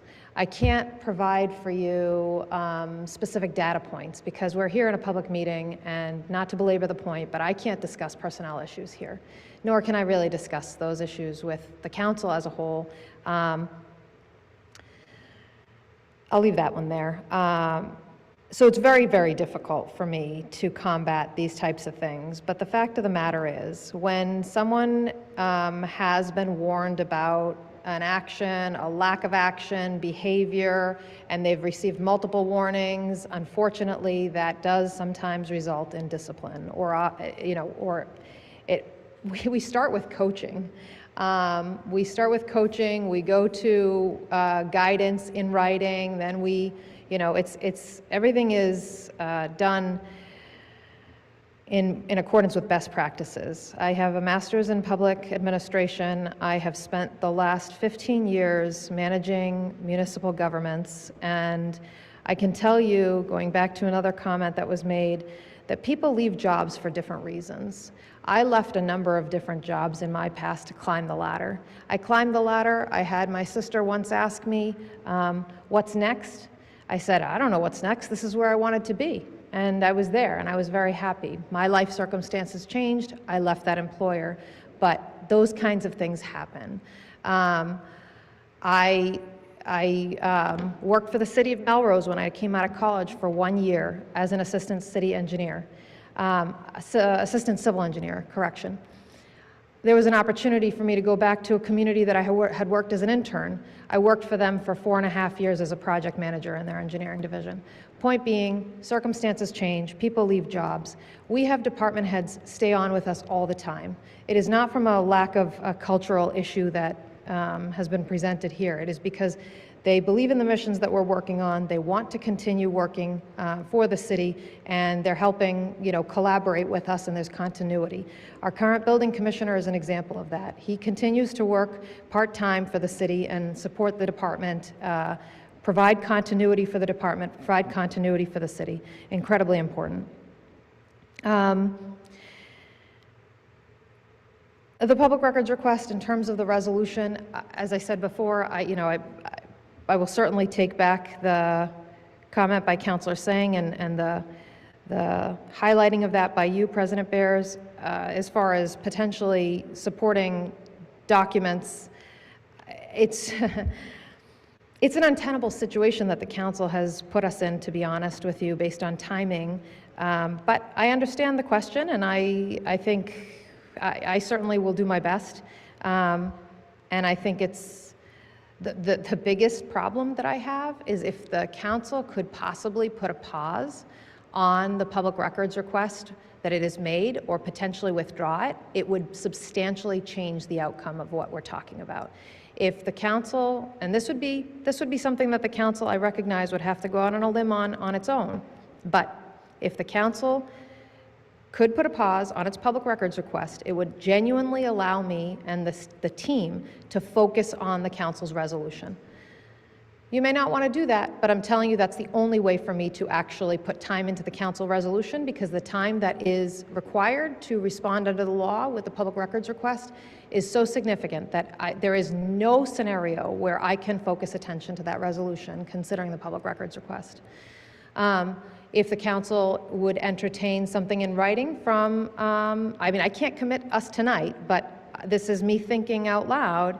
If the council would entertain something in writing from us that indicates that, we're going to do X, Y, and Z and provide, as many of the records as we possibly can under that resolution so that we can get things rolling and the council will withdraw its public records request, that will give me a chance to actually work on it. But I unequivocally can tell you that it is humanly impossible for our teams to work on both requests simultaneously, and we have a legal obligation to work on the public records request, given the timeline and the statute and the clock that has started. Oh, geez, there's so much. I missed the comment, I think, by you, Councillor Singh, and I can certainly catch up on at another time, so the council doesn't have to go into it, but it was something about, did I misunderstand you, Councillor Singh? Did you say something about the ADA? I don't... American Bar Association. Thank you. AB, okay, thank you. Thank you. As far as the question you asked, Councillor Singh, I can tell you KP Law has a rate of $280 per hour. I believe that's considered a very reasonable rate. Happy to go into further information on that. I'm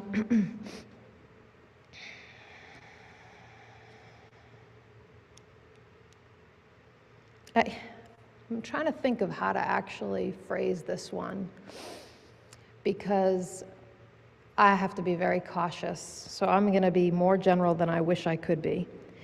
But the fact of the matter is, going back to some of the work that the administration has done to address accountability and issues in the city, we have seen circumstances where it has been publicly disclosed that people are in other places when they are required to be at work, and that they are being paid for being at work.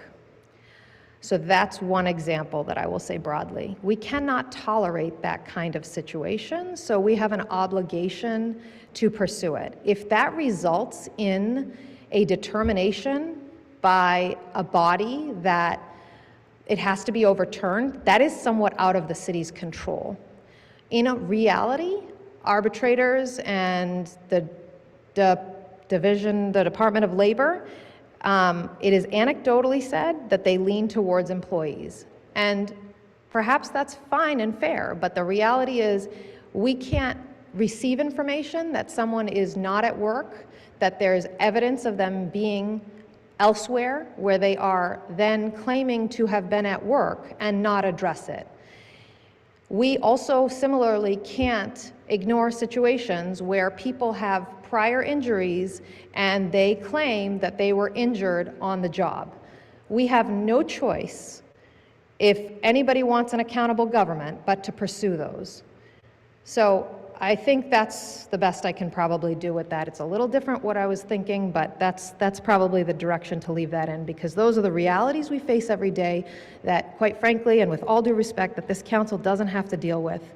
And it is a tough job, and it doesn't result in an easy day-to-day operations for us. We don't want to do these kinds of things. We find no joy in them, and they keep us up at night sometimes, especially if we know that someone is, hypothetically speaking, or we suspect that someone is, hypothetically speaking, using illicit substances or maybe on the job. Those are things that keep us up at night.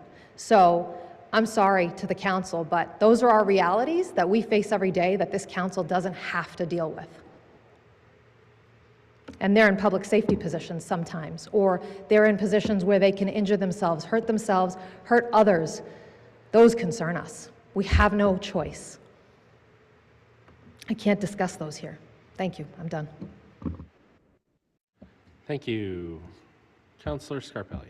Mr. President.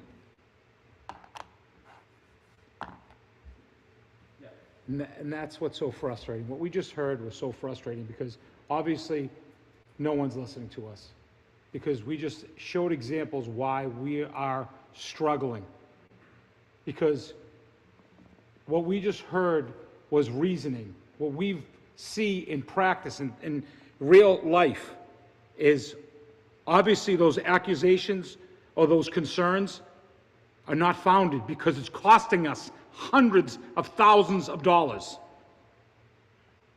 So whoever's making the decision to say, hey, let's do this, maybe that's what we should evaluate. Maybe we should ask for that type of FOIA. Because someone's making a decision to move forward with these investigations, and it's coming back as losses over and over and over again, costing us how much we don't know. Now, I've worked through municipality my whole life, actually. And obviously, I know that there are situations where there aren't good employees. But to this extreme, since 2019, what was the number? An increase of 594% in lawsuits against our own employees. If that's not shocking, and if that's not waking people up to look at it a different way, shame on them. Because that dog and pony show is sad. And I'm not, and I'll be honest with you, I'm not dropping anything, Mr. President, because I'll tell you, I'll do it as a counselor alone, because there's answers that we need to know. We've been asked, this is something we asked for just a couple of weeks ago. This is something we've asked for years. And I appreciate Councillor Sang and his breakdown, and I understand that. But we're also, we need to know what the impact is when we settle these suits, how much we're paying the opposing attorneys, how much how much we're getting charged, and how much we're paying when we go to arbitration and we lose, and then we appeal and we lose, because that costs money. When you go in front of an arbiter, when you go, you have to pay. Someone has to pay them. And I think sometimes this administration thinks that this council lives in a bubble, that this council doesn't actually talk to real people, the real people that are being attacked here. And the same people that are scared to come out publicly because they're afraid they're going to lose their jobs in a city they love, in a city they've worked for years. You know, a lot of these employees go work somewhere else, but they love Medford. They're working for Medford. But when good people are being attacked, and they're being accused of this negativity that we just heard, but then come back and settle with those people, and lose lawsuits with those people, what are we saying to the world? What are we saying to Medford? What are we saying to our residents that we're in charge of their money? What are we saying? That these people, these administrators are making these decisions that can't sleep at night, are waking up the next morning and say, you know what? Let's go after them. Let's go do it. But in the same breath, we also hear the same stories of people doing worse, but not being touched because of who they're aligned with. Medford's a small town. People, it's a small city. We talk, everybody talks. People want to talk to you. They tell you everything. And a lot of times they say, prove it. And you know what's sad? When they come up to the podium and they're showing us legal responses from the courts, what do we say to defend that? We can't. It's gotten to the point where we can't. So, you know, sure, we hear all the rumors about who's been representing us against different departments and how much we've spent. The city's given them money from KP Law, and if they're really working with them anymore, or are they representing this department anymore to fight against this department? These are the questions that we know, we hear it. And this is why we need to get the public records request, because that puts away all the questions. Whether it's an employee not telling us the truth, or whether it's the city filing these fraudulently and we're losing a lot of money. I think it's time that we stand up and say, you know what, we're bleeding money. We're hurting for finances, and we're not getting in new growth, and we got to figure it out. And I think the only thing we have to do as a city council is to figure out if this is the issue. And the only way to find out if this is the issue, I don't trust anybody anymore on that side. Because when you try to talk to them, you try to trust them, they come back and try to spin the narrative as if a father of a strong young lady and a brother of an amazing sister and a husband to an amazing wife, who are all very strong, independent women, who I'm very proud of. And a person that oversees over 40 females that are amazing employees. And then be accused because you want to spin the narrative. It's called deflection. And that's what we just heard just a minute ago, was deflection.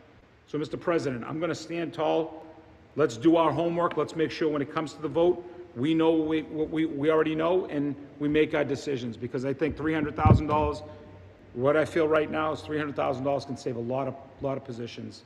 And $300,000, we know it's not going to a city solicitor. We know that.